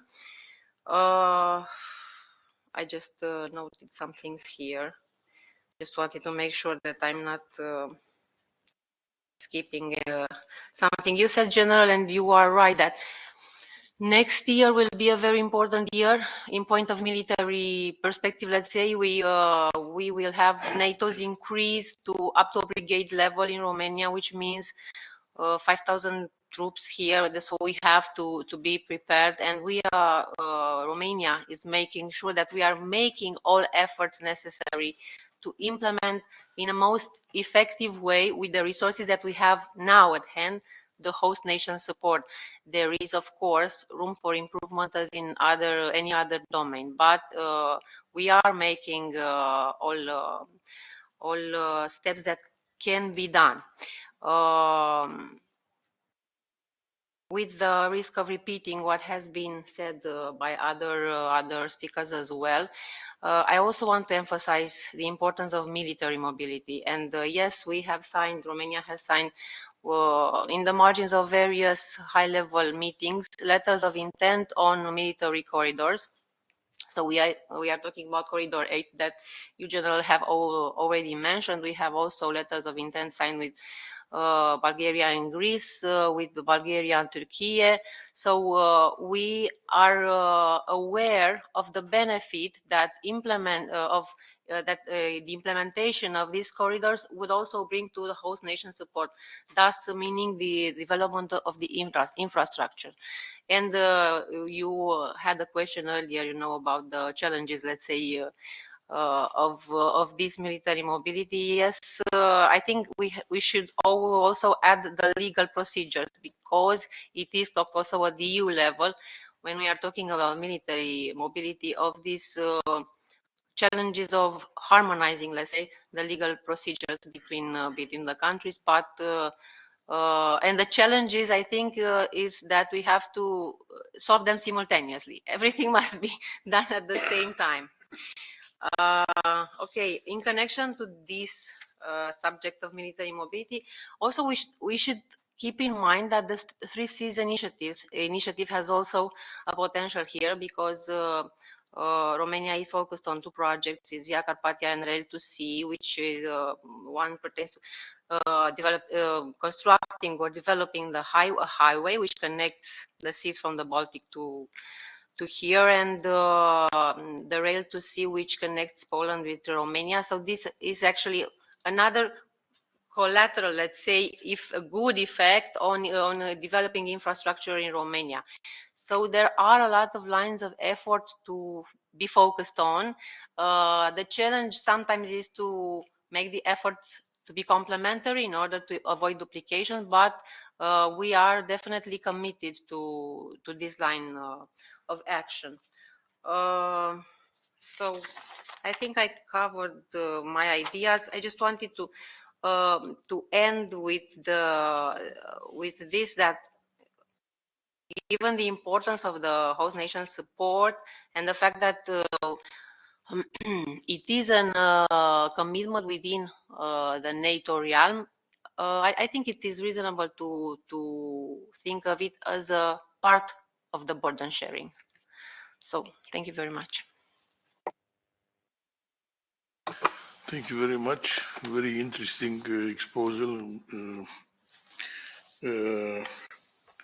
The Romanian initiative and also participation in the three C's initiative, military mobility, not only mobility corridors, but we are involved in cross-border movement permission agreements, customs agreements, digitalization, very important NATO and many of them EU initiative, very bold one, were initially targeted in 2022-23, but the things are still go on. If from audience are questions or opinions in regard what Ms. Nicolescu explained. If not, I propose to take the break now. I invite you to respond to the invitation of the Chief of Defense Staff for lunch to Marble Hall and to get together again here to 1:30, if it's okay from your part. Thank you very much again. It is an honor to be here and very much congratulate Romania Defense on this very impressive conference. So it's an honor to be able to speak here. I was a little bit of a late confirmation on it, but as we discussed on the phone, you did very much want to have U.S. perspective on the host nation support, and we were very glad of your decision to come here. Good. So I'm very happy to provide U.S. perspective on how host nation support helps achieve NATO's collective defense.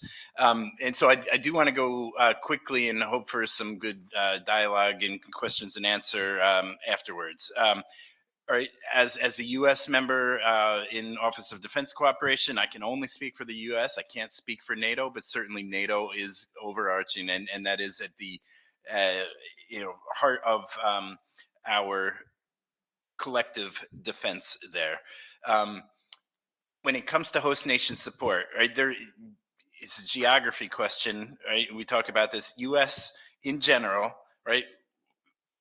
We're not really going to provide host nation support in the U.S. for forward deployed European forces against, Russia, right? So we do host nation support in exercises and training realms and all of these things, right? You can think of very big, high profile things like Red Flag, and certainly there's a lot of agreements and logistics and finance and legal and all of those things where the U.S. does have a big capacity for host nation support to host many nations at one time, including, but here in this part of the world, the U.S. is a beneficiary, and without good host nation support, the U.S. is not able to do our job, and B, we're just not going to be here, right? If we don't have good host nation support, we can't come and go.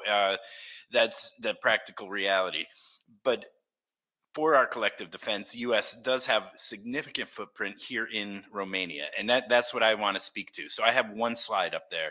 It's a very busy slide, but I'll just walk you through the big picture very quickly on how the U.S. bilateral, right? On how the U.S. benefits from host nation support. So we've already talked about a lot of the details. There's overarching legal framework. Their financial aspects are very important and not trivial at all. All of these things, fuel, et cetera, cost a lot of money, and you have to make sure that everybody is fully in agreement on how we're going to use and share those. There's logistics, getting in and out. We've talked a lot about that. Including those mobility corridors. There's one thing that I don't feel has been mentioned enough yet in terms of host nation support. It is the technical capabilities, specifically the networks and the ability to interoperate. And that is something that you cannot do on short notice for classified systems. You have to have the framework in place, and it starts on a whole structure on just general recognition of classification agreements to very technical things. technical agreements, and also the hardware. The hardware is critically important, and NATO, whether it's STANAG or US MIL standard and how we're working on that, the technical aspects are critically important for some of the implementing arrangements there. I said I don't want to talk too long, and I do mean that. So we're talking just prior to starting here, right? U.S. has a big footprint here in Romania, right? Out at MK Air Base, we have PETROVSCHI, MQ-9s, we have F-16s coming in and out on a regular basis. We have our Aegis Ashore at Devaselu. These are all big, substantial footprints and real capabilities that are here because of the geography, and only here because of the outstanding host nation support which Romania provides on that. And, out at MK, is it going to be a big permanent base or not? I can tell you that the U.S. is committed to a persistent rotational basis. That's where we're at, right? Until that changes, that is what we're doing. It's rotated out every, so often. And that persistent rotational presence out at MK, more of a permanent presence, for example, out at Devaselu, that's been out there. I'm just going to walk you through a couple of the quick arrangements. So this slide is prepared by our EUCOM Judge Advocate General, right? So our European Command lawyers are the repository for all international agreements which drive everything on the Romanian side. So you see they put NATO SOFA first, right? It wasn't the very first one to be signed, but that is the overarching, that is the fundamental founding document. I printed that. It was actually signed in 1951 on the US side, and when Romania joined in 2004, Romania was added to that. Next, there's a bilateral SOFA. That was signed in 2002. I have a copy of this here. And that's for many, many things, from the highest, strategic importance down to a soldier goes out on a weekend and gets in a fight, and is he going to be prosecuted in the Romanian system or sent home? And the answer is he's going to be sent home, because we all agree that that's in the best interest of both countries. There's a defense cooperation agreement. This is really where all of these things for host nation agreement are implemented when it comes to all of the financial, the legal things, and even covers some of the technical agreements, because there's all implementing arrangements and agreements which fall under that. I'll give you a couple more examples of ones that I thought were interesting. There is a full agreement on the ballistic missile defense. You can see there, it's in the box there on the right-hand side, just under the top row there. And that covers our Aegis Ashore spectrum issues, on what's radiating, airspace issues, land use issues, logistics, things in and out. And it also talks about some of the training areas that we use. So the original 2005 Defense Cooperation Agreement included 4 specific areas: Smardan, Babadag, MK, and Chinku. It was amended a couple times. That's the second row there on the left-hand side. Those are called Agreed Facilities Areas, AFA, and they can be amended as simple as a quick dip note. The one in 2011 added PETROVSCHI to the agreed facilities areas that the U.S. comes, and that is what enables our F-16s to come in and out on a regular basis. So these have to be agreed upon ahead of time, right? We've talked about, pre-Article 5 today. We've talked about, maybe eliminating that difference between pre-conflict, post-conflict, and all of that. So host nation support for NATO collective defense is actually the rubber meets the road on a bilateral basis, right? I can't, if we'll take any other NATO country wants to forward deploy to Romania, you got to work out your own fuel arrangement. You got to work out your own real estate arrangement, your basing and access, and NATO SOFA probably applies to everybody, consistently across the board. But you could also have bilateral supplements, or make that the overriding document there. They have to be implemented ahead of time. Can't wait for a crisis. And then more than the piece of paper, they have to be exercised. My last two more quick things, and then I will look forward to your questions here. I was very impressed, and General Miklos, sir, I'm very happy to see you here on this panel. Right, I've been here since summer of 2022. I've been out to Borcha Air Base, where you were the commander, numerous times. One of the things that I remember very well in all of my travels around was how much importance Romania places on host nation support. The example that sticks out in my mind, Romania has a commitment, a NATO commitment to do air policing. 2 years ago, you had just a handful of F-16s that were in good working order, and thankfully that number's increased substantially since then. But back then, it was a pretty modest number of F-16s. You had a commitment to deploy 4 F-16s for NATO air policing up to the Baltic states. At the same time, other NATO forces, I remember it was the Spanish at the time, with their F-18s were coming here and to also do air policing missions. So, you know, you could look at that and say, well, that's weird. Why wouldn't Romania just stay home, do their air policing here at home base, while maybe Spain went, you know, from Spain up to the Baltics? And the reason's very, very important.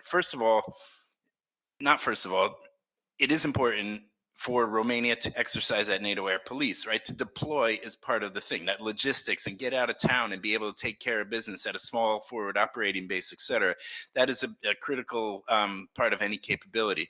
But it was also critically important for Romania to exercise, right? Not just have on a piece of paper, but to exercise the host nation support to have the Spanish here, right? They were flying their missions. They were on quick reaction, you know, timelines and all of that. And that is something I've seen since the very first day that I got here. Is how, right? It's not just words. You have to exercise it. If you don't actually exercise it, hey, I got to actually drive across that bridge. I know the engineering report says I can drive my tank across that bridge. Can I actually do it? Right? And before that's what is leads to credible deterrence and collective defense.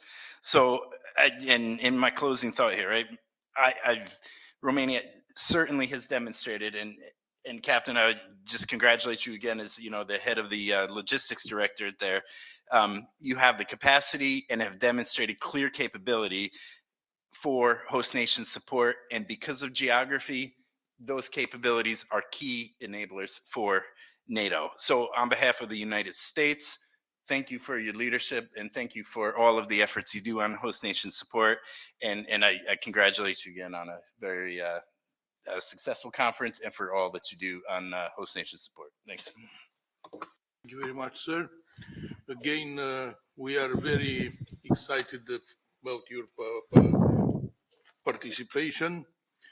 You came with very consistent cooperation ideas between Romania and the United States, a long cooperation.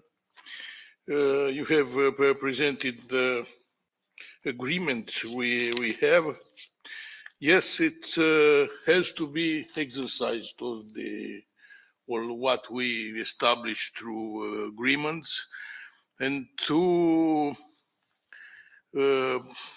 eliminate the differences between training in peacetime and training in wartime, or similar to wartime. The training should be similar to wartime. Not one training is for fun and one training is for fight. Thank you very much again. If there are questions for Ken from audience.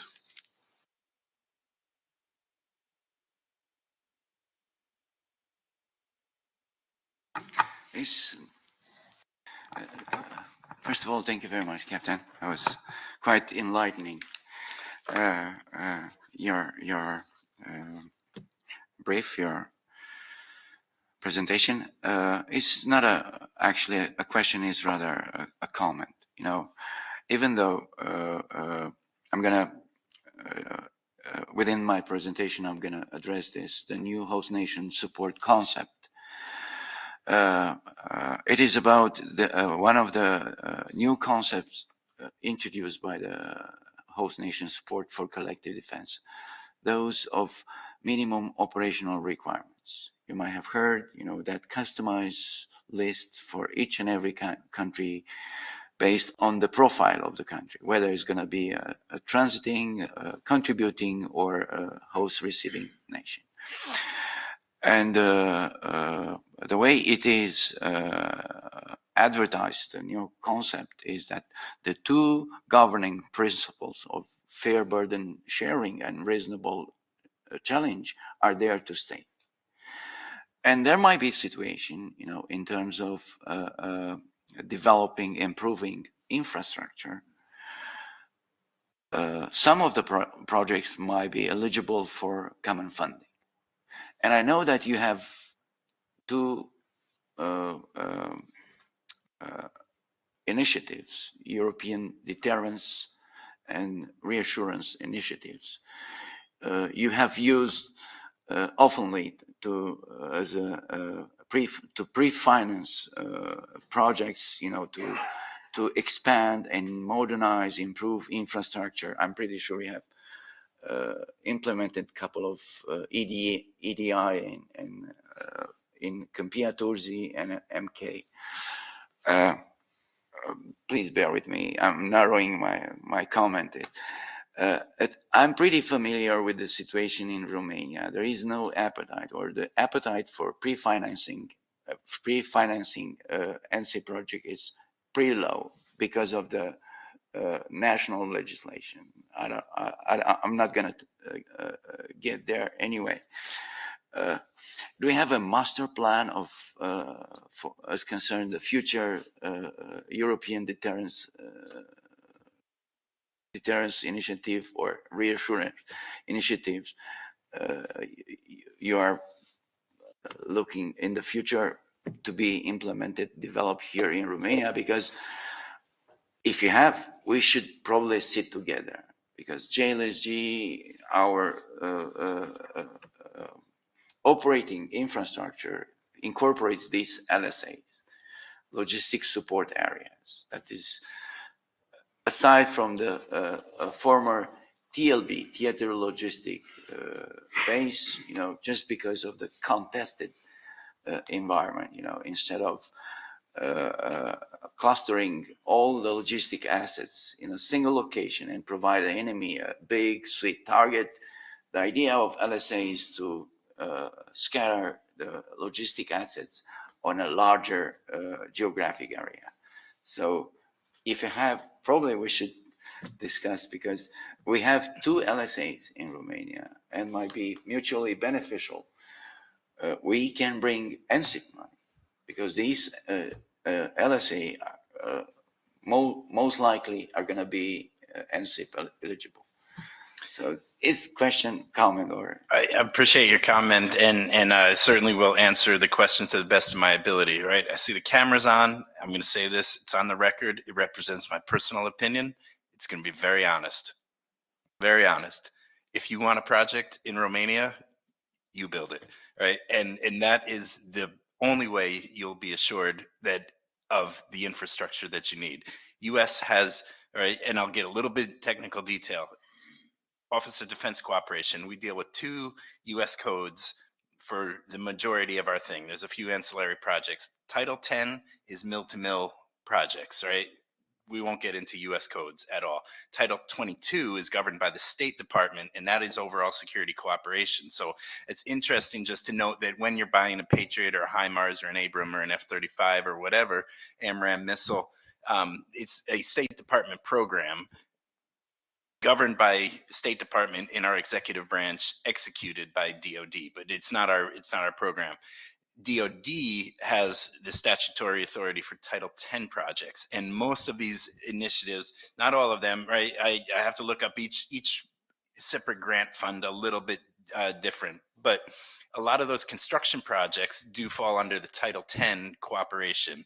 They're so hard to approve. The budget is so scarce, and they just very honest, cameras on the record, they're usually will do some benefit. You know, maybe they're related to an exercise. We're going to have an exercise. Maybe Defender, a portion is going to be in Europe, and we're going to build we're going to augment the training range that's going to be used in Defender.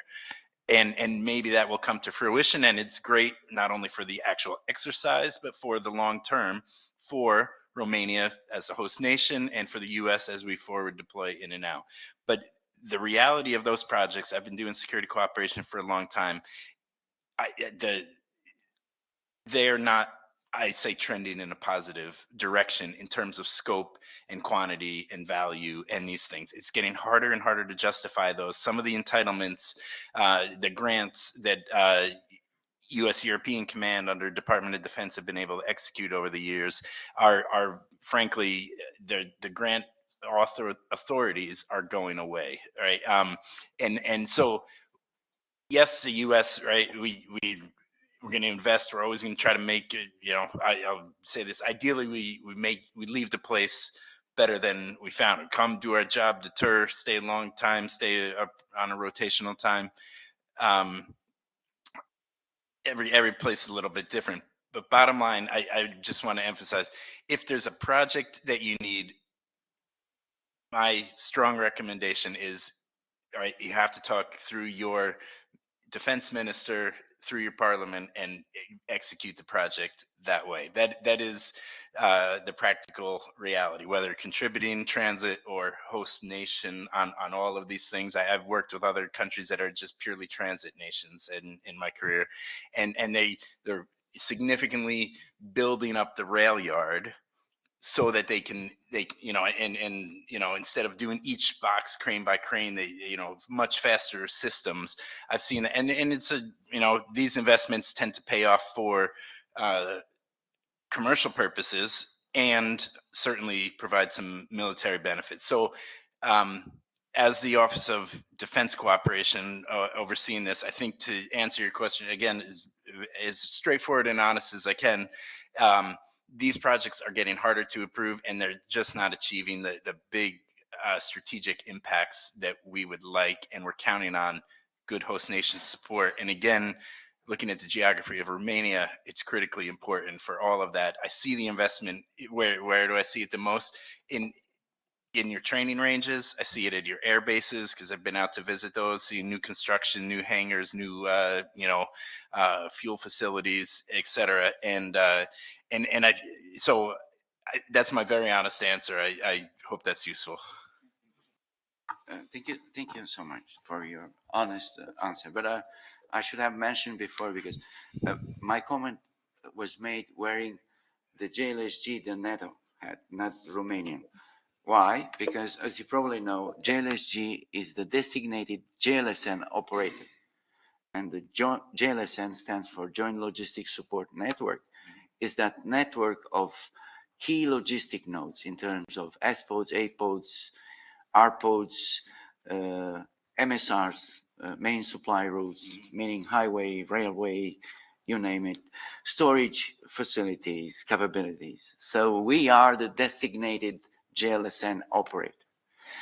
As of today, the JLSN footprint in Romania is underdeveloped. So there is a lot of room for improvement and investment. That's for the host nation, but there is also, as I said, some of the project will qualify for NSIP. Everything that is over and above is definitely for NSIP. That's why I made a comment. So if I have an idea, it's not for the benefit of Romania, it's for the benefit of NATO and getting more bang for the same buck.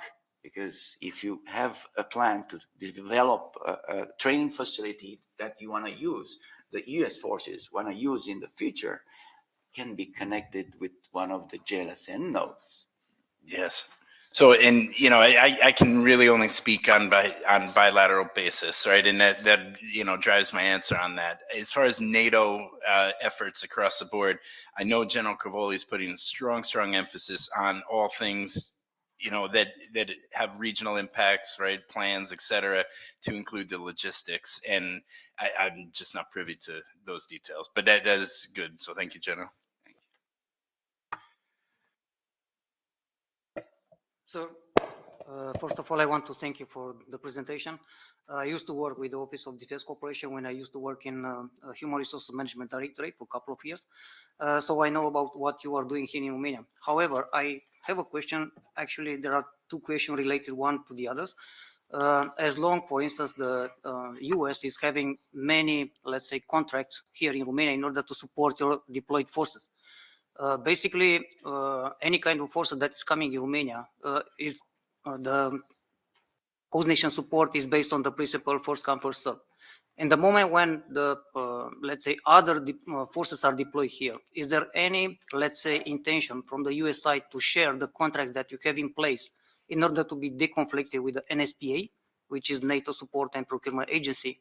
And the second question is about sharing the deployment plan of your forces with NATO in order to have a deconfliction at our level, GLSG or GFC Naples. Thank you, sir. I don't think I'm going to be able to give you a very satisfactory answer on that. I don't deal with the contracts for forward deployed forces. In ODC, that's just not something that we do. You're going to deal with Fifth Corps, U.S. Army Europe for who's going to be out at MK Air Base, you know, the Navy, and for their Aegis Ashore, and so I deal literally zero with forward deployed U.S. forces, right? Our primary focus is on capabilities and, you know, things that are in work on there. So I'm sorry, I can't answer that one. On sharing deployment plans and data, those, I don't think we can talk about that, you know, specific details here in this room. Certainly, I would say this, there's a Romanian liaison who's on the UCOM staff. That's his job, is to coordinate those muscle movements coming in and out for anything that's, you know, once it gets status quo, rotational presence, easy. Some significant change in force posture, certainly that would be coordinated starting at that level, but you know, quickly up to the highest level. So not a satisfactory detailed answer. I do the best from where I can in my seat in ODC. Thank you very much, Ken, for your presentation, also your answers. As you noticed, we started the meeting after the break, immediately after we gathered here a few people. That's why, because I found out from organizer that we are not in position to prolong our panel as our predecessors did. So at 2:30 we have to gather in the Marble Hall for the final discussion with the deputy of the defense staff. So we have more speakers, more presentations. I propose ladies first. So I invite Ms. Maria Constantinescu to express its opinion in regard of the panel. We invited her and she replied to our invitation.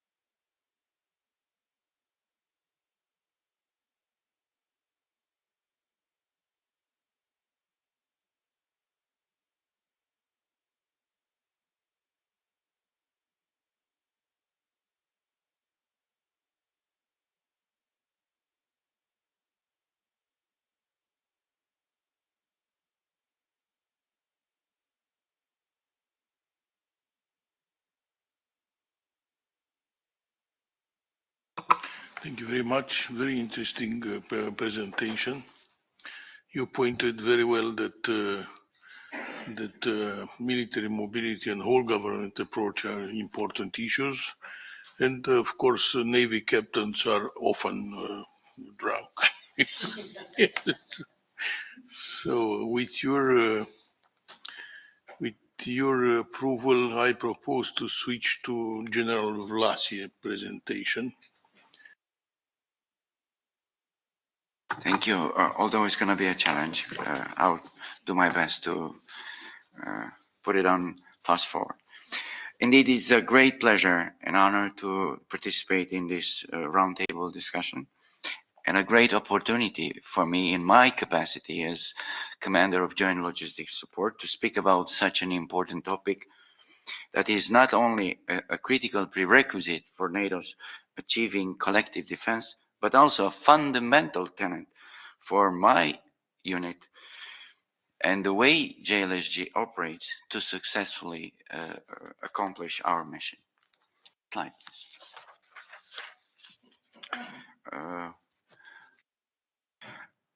I'm gonna skip. My intent was to give you a good sense about JLSG business model and how important is the host nation support, but I will go straight to the host nation concept for collective defense. So if we can go to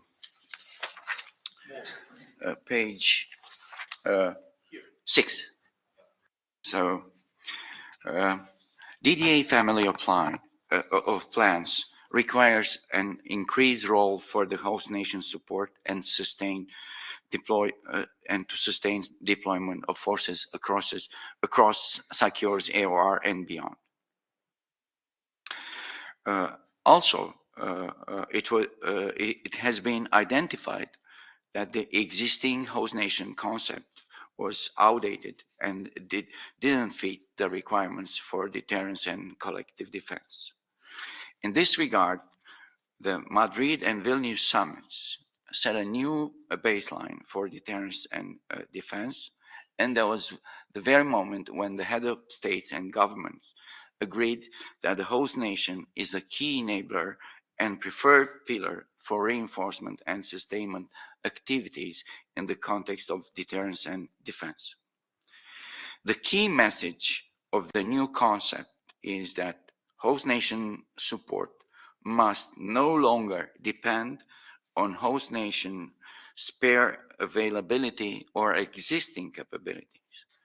Host nation has to be ensured by host nation support has to be ensured by host nation commitment to organize the access to services and capabilities by allied forces within their national boundaries well before the execution of the plans.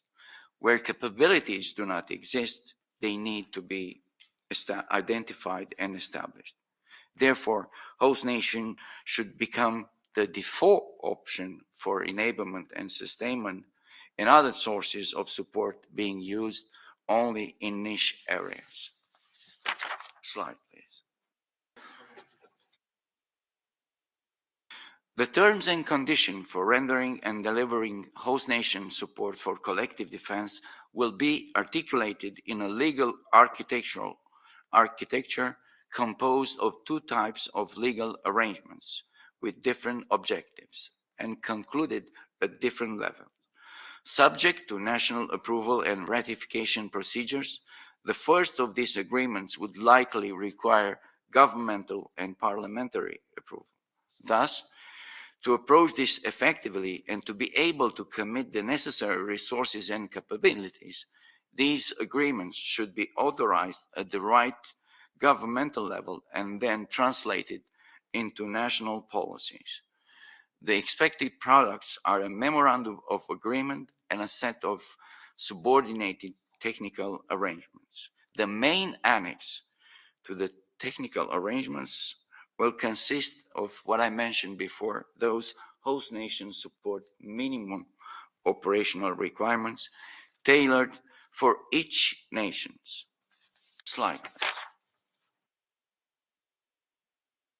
The development of MOR underpins the successful implementation of host nation support, and it is the very reason to enter into agreements with the nations. The foundation for the development of MOR must be a methodology that is logical, defensible, and understandable. A trusted translation of operational plans into enabling requirements will be a precondition for any host nation investment. The detailed nation-specific MOR will consist of the following areas. First, infrastructure. Host nation will be responsible to prepare and make available the infrastructure identified for RSN reinforcement and sustainment and joint logistics support networks in order to provide the fully developed physical layer of these networks. The second area, capabilities, enablers, and units. Host nation will be required to provide the necessary capabilities, enablers, and units that will operate this installation, but at the same time be prepared to enable the sending nation's capabilities if and when those arrive. The third area, supplies and services. The demand signal and supplies and services will be based on a DDA family of plans requirements and will be determined with the use of an analytical model. This is now being developed in collaboration with NCIA and NSPA. Finally, other MOR consideration. Host nation will have to adopt processes and structures for the by the way, I was sorry, for to operationalize the enabling activities to ensure that each nation's military, public, and commercial sector deliver a consolidated solution on the entire host nation territory in close coordination with regional and/or local authorities. Slide, please. There will be many different ways to achieve the MORs.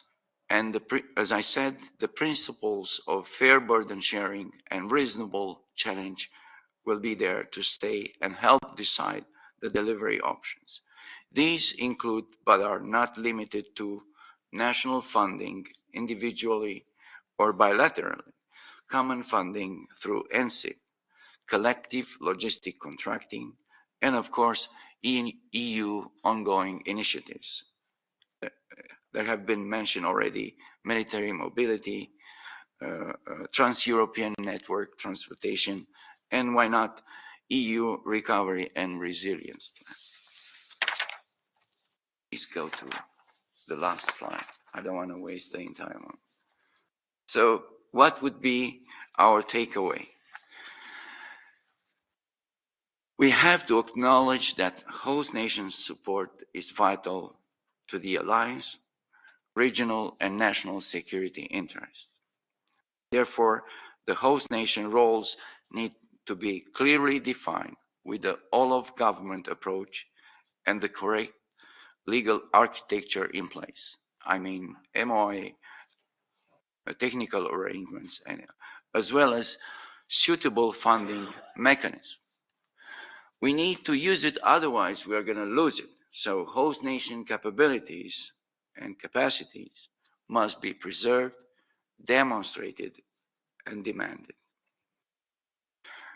For a long time ahead, capability catalogs is still going to be the key. We need to recognize also that host nation support, it is indeed a significant force multiplier. It can enhance force responsiveness and reduce the force footprint. Also, we need to identify internal and external contacts requirements early in the planning cycle. And finally, that is really instrumental transparency. Transparency is needed from a national standpoint for a seamless integration, especially with the national Homeland Defense Forces. Rest my case. If you have any question.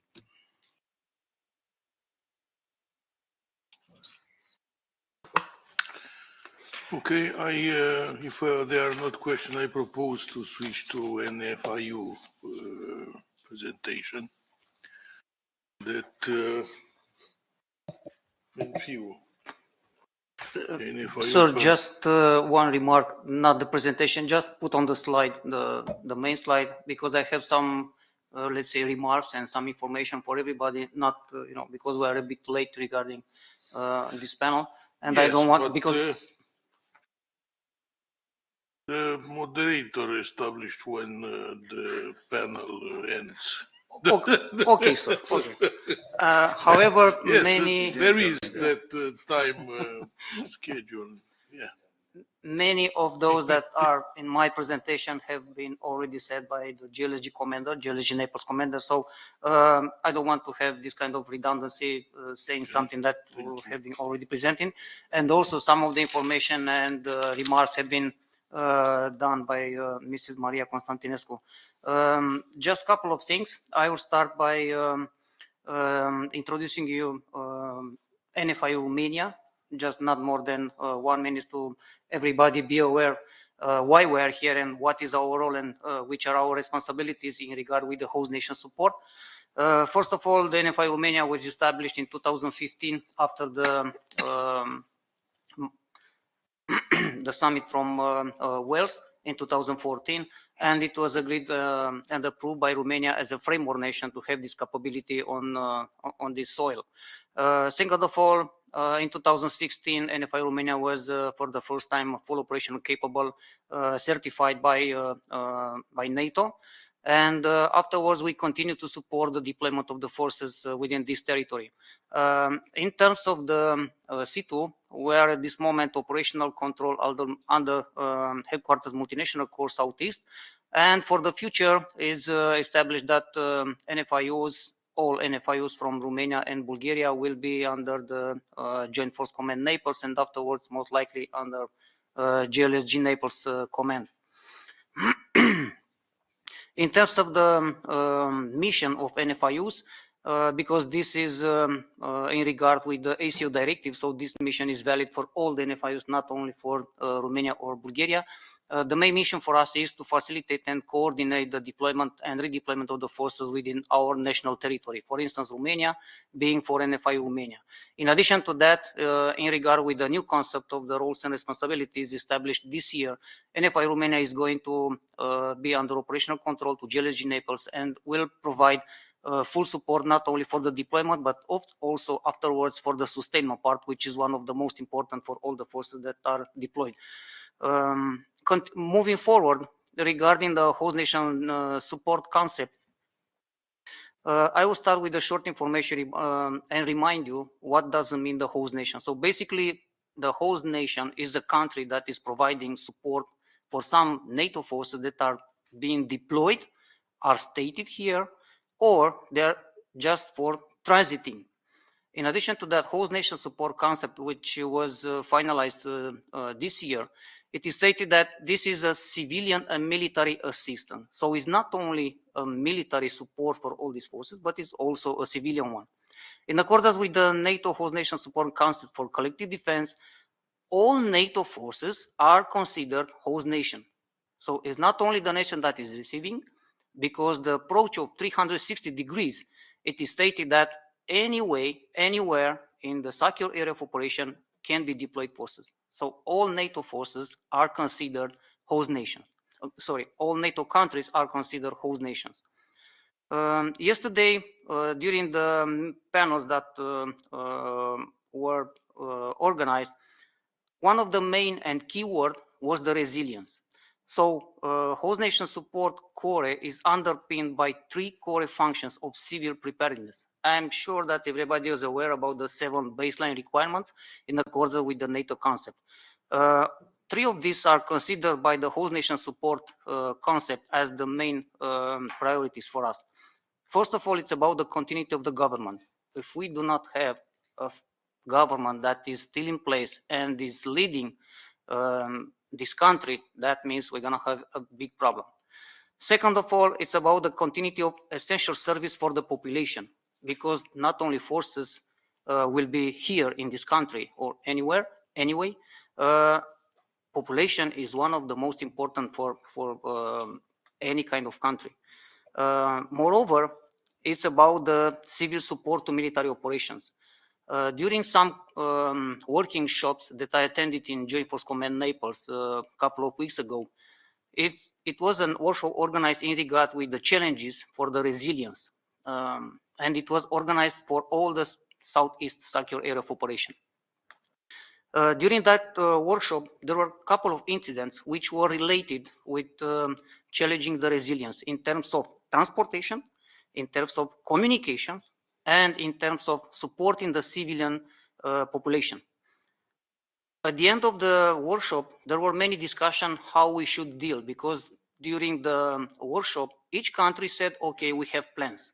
So there is no issue, for instance, for Romania, to tackle with some incidents. However, at the end of the workshop, when we had a look on all the incidents that happened, because we were split in syndicates, and we gathered all the information from all the syndicates regarding the incidents that happened in the same time, we saw that we have many issues. So regarding that, is not only dealing with one incident or with one issue, it's about dealing with all of the issues in the same time. So the civilian contractors, as Mrs. Maria Constantinescu said, are one of the most important, and they should be brought to our table in order to discuss with them which are, let's say, the main challenges from our side and how they can support. In addition to that, one representative during the workshop stated that he had a meeting, being a representative as a stakeholder in some center of excellence. They had meetings with some private sectors. That private sector was asked if and how much support he can provide in regard with the deployment of the forces.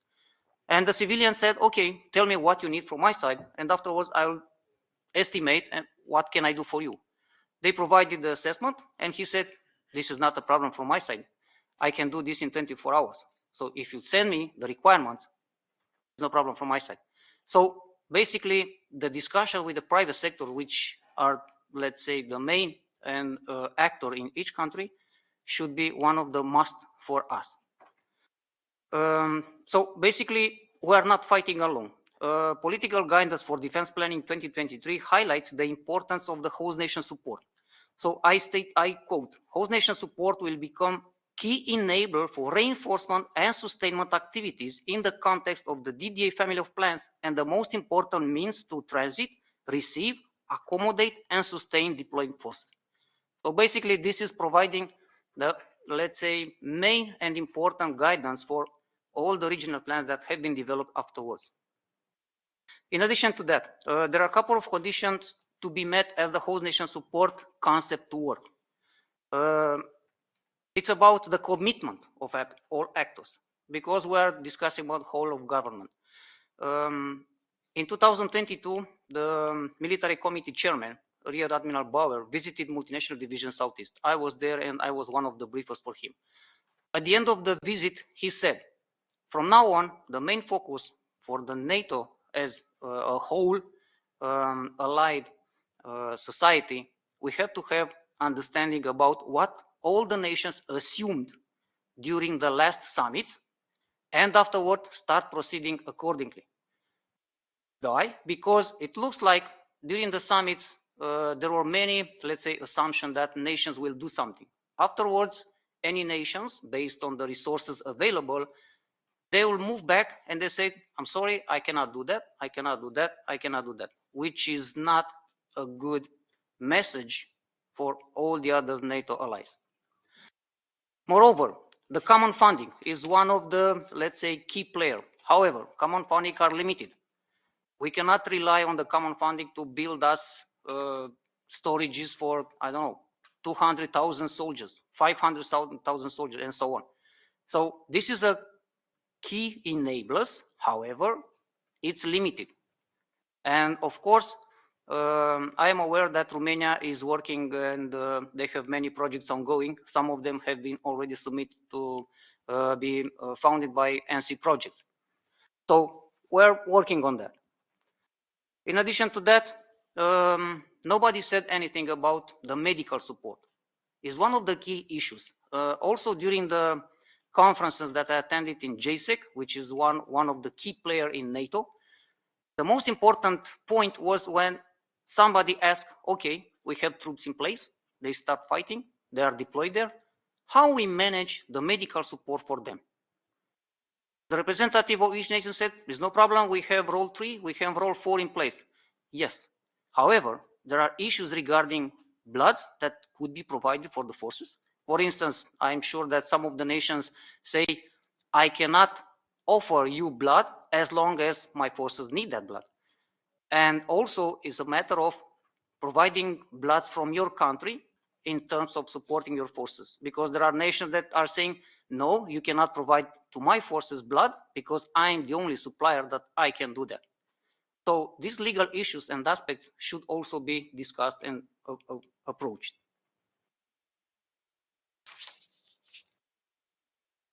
So basically, the host nation support, in accordance with the new concept, it is stated very clear, is not a choice.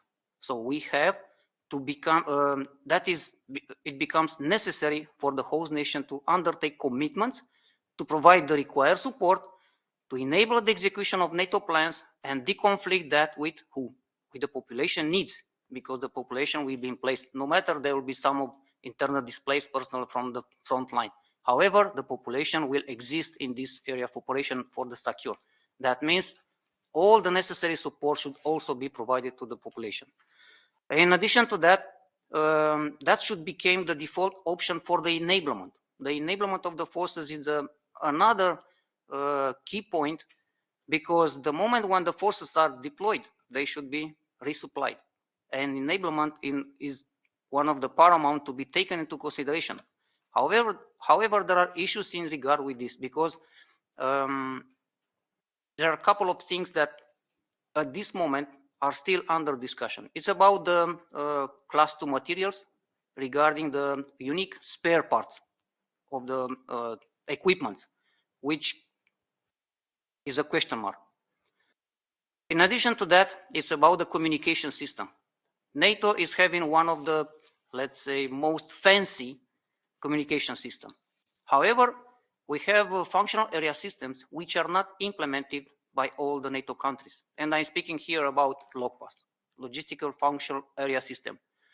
Only a couple of the nations can, let's say, exchange information at this moment with other NATO countries because they have this system. However, not all of them. We, let's say, pushed a bit during all the conferences, all the meetings where we were taking part for this issue, and it well known at the NATO level. However, the nations are independent, so they can decide whether to use or not this functional area system. So I will close here. I still have a couple of things that should be discussed. However, considering there are other speakers to say something, I thank you again, sir, for inviting NFIU here. I am thankful that we are here today and sharing the information that we have with you. Thank you, everyone. Thank you, sir, for your participation here. Very interesting and all covering presentation. Thank you for restraining the time for presentation. Yes, I would not come to a conclusion until I would like to hear the points of view from the commanders of the Romanian air bases. That are two examples of host nation support providers and resilience locations. So please take the floor. Okay, Colonel, thank you for having me here today. I'll be really fast, I promise you. I'll bring everybody to the technical level. So, yeah, so I don't know how many minutes I'll have, but I'll promise in 5 minutes I'll be done. So, I'm a commander of 71st Air Base, which is Câmpia Turzii. We take care of two locations in Romania, Câmpia Turzii and Jarmata, which is co-located with the Timișoara Airport. So pretty much we take care of air operation from the Air Force point of view in northwest of Romania, but from host nation support perspective, we take care of this duty in northwest of Romania in close coordination with the 4th Infantry Division. So this is our job there. Currently we have like 3 detachments deployed permanently in the base, 1 US Air Force MQ-9er, 1 Netherlands detachment MQ-9 also for ISR, and another one British supported by United States for supporting the war from Ukraine. And of course, we support other detachment deployed in Romania, for example, for Cinque Range or French detachment that should be very soon deployed in Romania.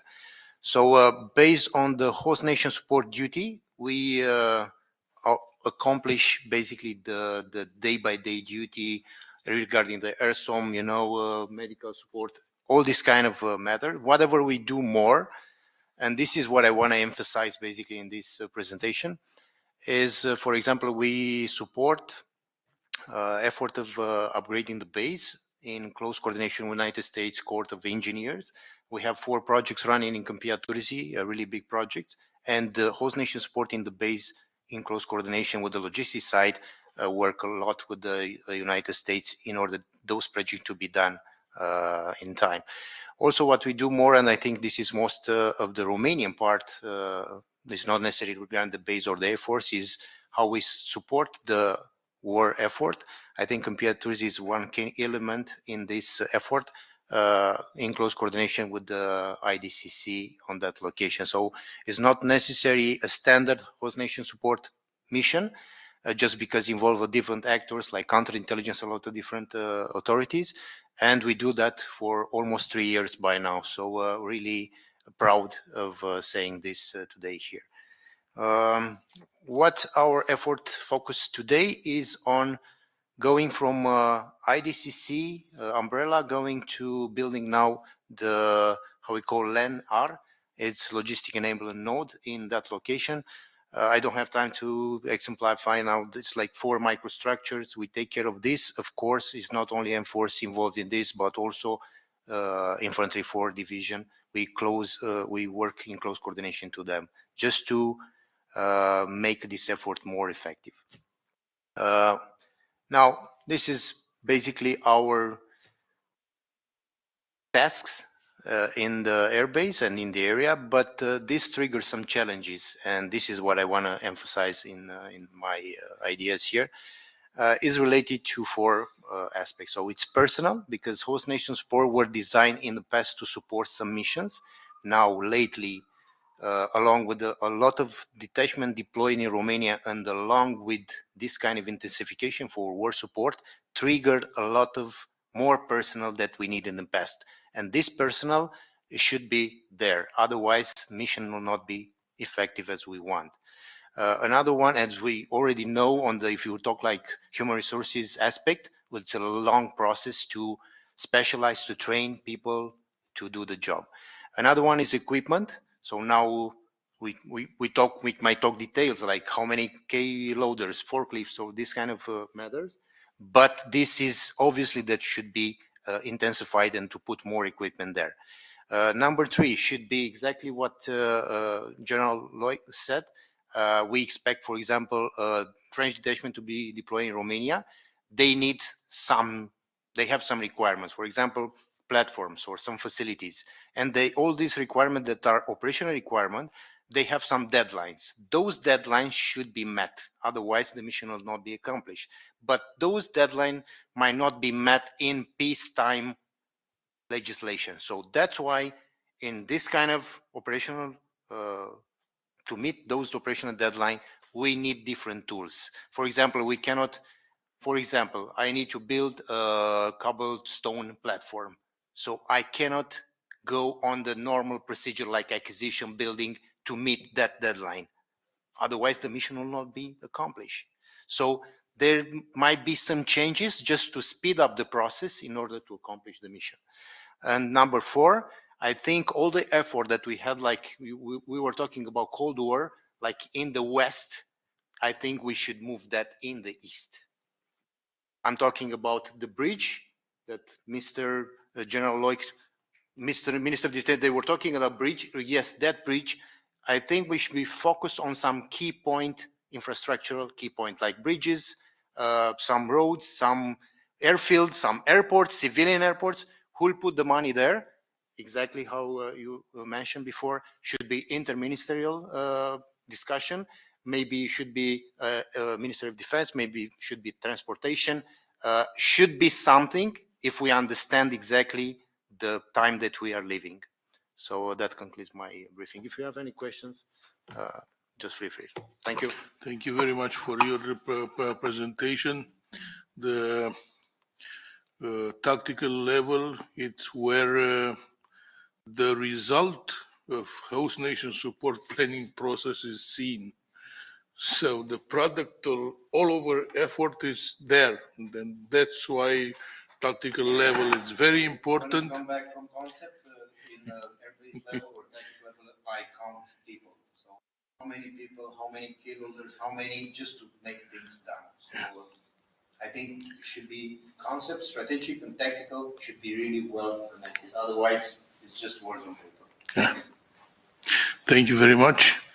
I invite Commander Crețu. Also, thank you for inviting 57th Air Base here to be part of this panel, an important one with important and relevant informations. But also, I will emphasize that most of the prior presentations were focused on the strategic level, and it has been mentioned, and I will continue the same tactical level with mostly being focused on differences or particularities at Mihail Cogălnicianu. We spoke several times today about host nation support starting in Romania at Mihail Cogălnicianu, in between US forces and Romania as host nation, providing host nation support. Yes, it's true, we gathered some experience in this area, but in the same time, Romanian legislation or Romanian society hasn't been adapted in the same time and in the same rhythm with the words and the voice of the political level, which always said that the security in the Black Sea region, it has some particularities and is very important, and we have to treat it accordingly. For sure, those moments we are speaking about, the relationship has started between US and Romania is early in 2000, and by that time we used Mihail Cogălnicianu as airport of embarkation and debarkation when we projected the force outside of NATO territory at long distance. Now we have some other particularities because this the today presence has to involve also civilian society. And what happens today and is different than at 71st Air Base is the fact that the variety of presence, we don't have only Air Force related structures. We have presence of land forces capabilities, Navy structures coming from Navy, from special operations. We have some projects in the space domain, and that makes more and more challenging our mission and our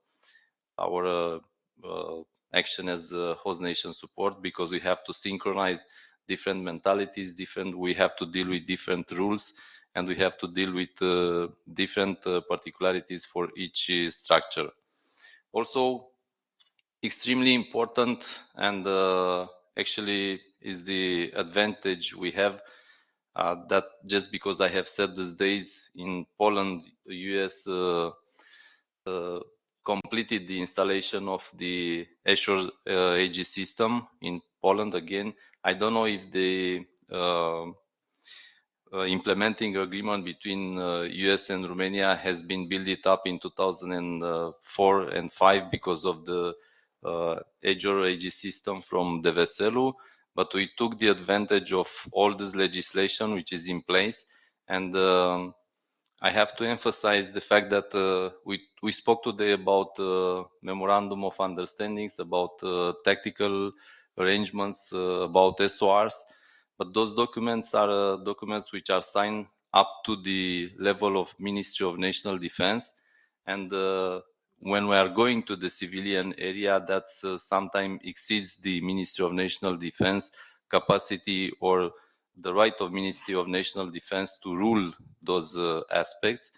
And the legislation which is signed between Romania and US, it covers also those aspects, going up to and dealing with some other non-military topics like constructions, like I don't know, mostly all of the domains. And also we have the advantage of whatever we found differences between our legislation to apply the most restrictive one. This is the advantage of the bilateral relationship between Romania and US. And when we are going to build up technical agreements with the other nations, sometimes you cannot cover all the topics. But this gives us also flavor of mentality to change and adapt. For example, we have started in the based on the last experience since the crisis started, we have started to build up technical agreements based on framework concept and based on longer term than usually a deployment of 4 and 6 months. And because of this, we are reducing a little bit the bureaucracy. The bureaucracy in the relationship with US is lower because we have the legislation in place. For those which are not familiar, the implementation agreement has been signed in our parliament, and it has a power of as a law, is not an agreement. And this advantage, I think, it has to be extended. And in the bilateral cooperation with different states, if this can be extended, it will be beneficial for the tactical level, for the units as airbase level. For the 57th airbase, we have, except the jointness of the presence, I mentioned we have troops coming from Air Forces, Land Forces, Navy, Special Ops, Space. Right inside of the base, we have also Mihail Cogălnicianu International Airport, and this is coming with the 6th domain after the 5 I mentioned before. And also the relationship with the airport, even in our day-by-day activities, flight activities, is also coming with a bit more complexity.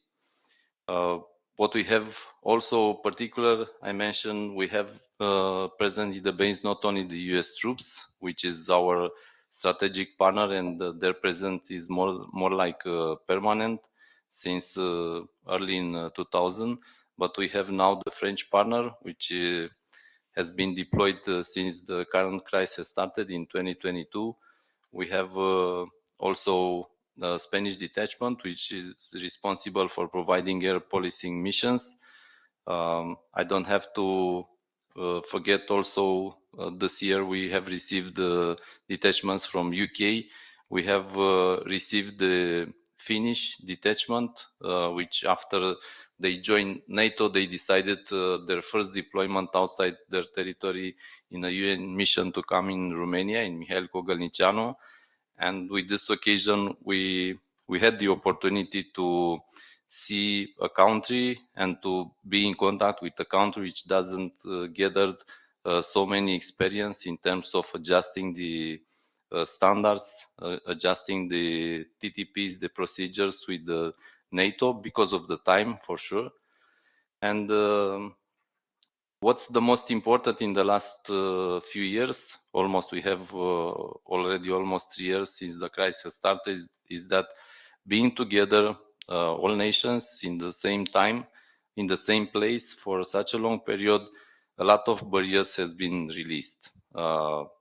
We spoke, and for me it's important that today we are speaking about the legislation.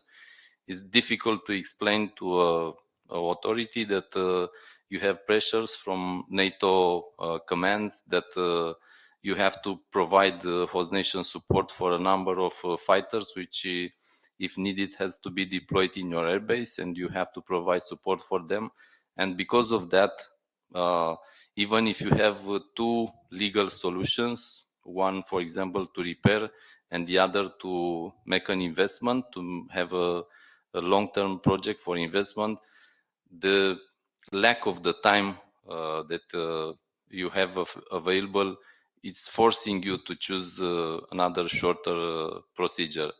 It's not easy to explain to all authorities which are not familiar with the pressure, which are not familiar with what happens when you talk every day at the morning briefings about the operational situation. And this is actually reflects sometimes is reflected by the bureaucracy, but sometimes is reflected by the fact that, as we spoke before, we have legislation for peacetime and we have legislation for crisis or wartime. And to go back again, the benefit that we gather this period is that at the tactical level, we released a lot of barriers of communications, barriers of sharing experience, barriers of sharing informations, and also barriers in sharing resources, because being together, we are helping each other with, if you mention about a keyloader or any other device that your own is not functional today or you don't have, being together there, we find out solutions to release at tactical level a lot of barriers. And also another important aspect reflected this period of time is that this pressure that we have as a base commander or a brigade commander, I'm sure is the same situation in the land force area or in the Navy. This pressure that we have in order to reach the goals and the military requirements on time or in a short time is the key element today, because in the same time at Mihail Cogălnicianu Air Base, at least, and I'm sure it's the same situation in some other units, we are working in the same time at 3 different parallel projects. One is, and for sure you have seen, we are developing the master plan with important mass infrastructure there, but in the same time we modernize some of the existing infrastructure which is suitable to be modernized, and at the third level we are performing repairs to some other infrastructure also which may be used and exploited. Why that? Because in February 2022, when the crisis started and the NATO defense plans have been adapted, in the base we have received capabilities and structures, detachments, which were not planned initially when the master plan has been approved and has been built up in 2018, and we have to adapt. When we planned the master plan, we associate it with a budget and we associate it with a period of implementation time, but the crisis came earlier than 20 years as is the implementation time, and in the same time we have to continue to build up the master plan and the infrastructure and to deal with the other projects I mentioned. I have to add also the contribution, and I have to say some words about the contribution of our US partners, which based on ERI and EDI projects, which are numbers at Mihail Cogălnicianu, putting together or obtaining results from different directions along also with, for example, Ministry of Transportation, because the international airport belongs to Ministry of Transportation. They have also some other projects ongoing to modernize the runway, the lining system, the tower, the passenger terminal. Those projects and those results of all the efforts are giving us day by day, are contributing to increase the capability. And again, the key element is the challenge to be able to work in the same time and to deal in the same time with different projects in parallel at different levels. And I will emphasize also, because I cannot do this, I'm a commander and I'm working also with people. The key element is the human resource. With advantages and disadvantages, or plus and minus, we are facing a period in which military career is not an attraction for the people, but because of the efforts we have done at Ministry of National Defense level, now most of or majority of our personnel, they are very young officers. And at Mihailco Gălnicianu, at least, one of the advantage of those days is that starting from the beginning of their career, they have the opportunity to interact with our allies and partners. They are in contact from their first day of the career with new tactics and TTPs, and they can practice or they can develop themselves. They have the environment in order to develop themselves faster, to grow up faster, and to be more and more mature, to gather a more mature career sooner than we were used to reach in our period of time. And for sure, also this today panel is a result of, but for sure, those situations that we are facing today is bringing important long-term effects, because the huge amount of military experience exchange between our soldiers, which happens. You mentioned before in one of the briefings that next year we are ready, or we are preparing to deploy 5,000 foreign soldiers in Romania. This is a huge experience, and for sure this will count on long term. And this is coming not only because we are here talking about host nation support, and all of us, we agree that it is a military domain, but also is coming and is covering the civilian part. Is coming also with a huge amount of cultural exchange, because, for example, some of the soldiers from US, they were for the first time in Europe, is an example, and for sure for the first time in Romania, and is also contributing to the long-term effect that I mentioned. With this, I conclude my words, and if there are any questions, please feel free. Thank you very much. Indeed, you did a great job there in MK, with a lot of partners coming year by year, and starting with French partner and continuing with the air police.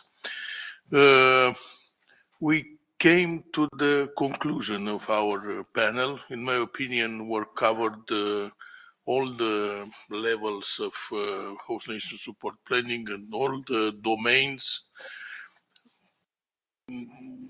Probably what will remain undiscussed will be discussed in the following such panels, where we are glad to wait you there to participate again.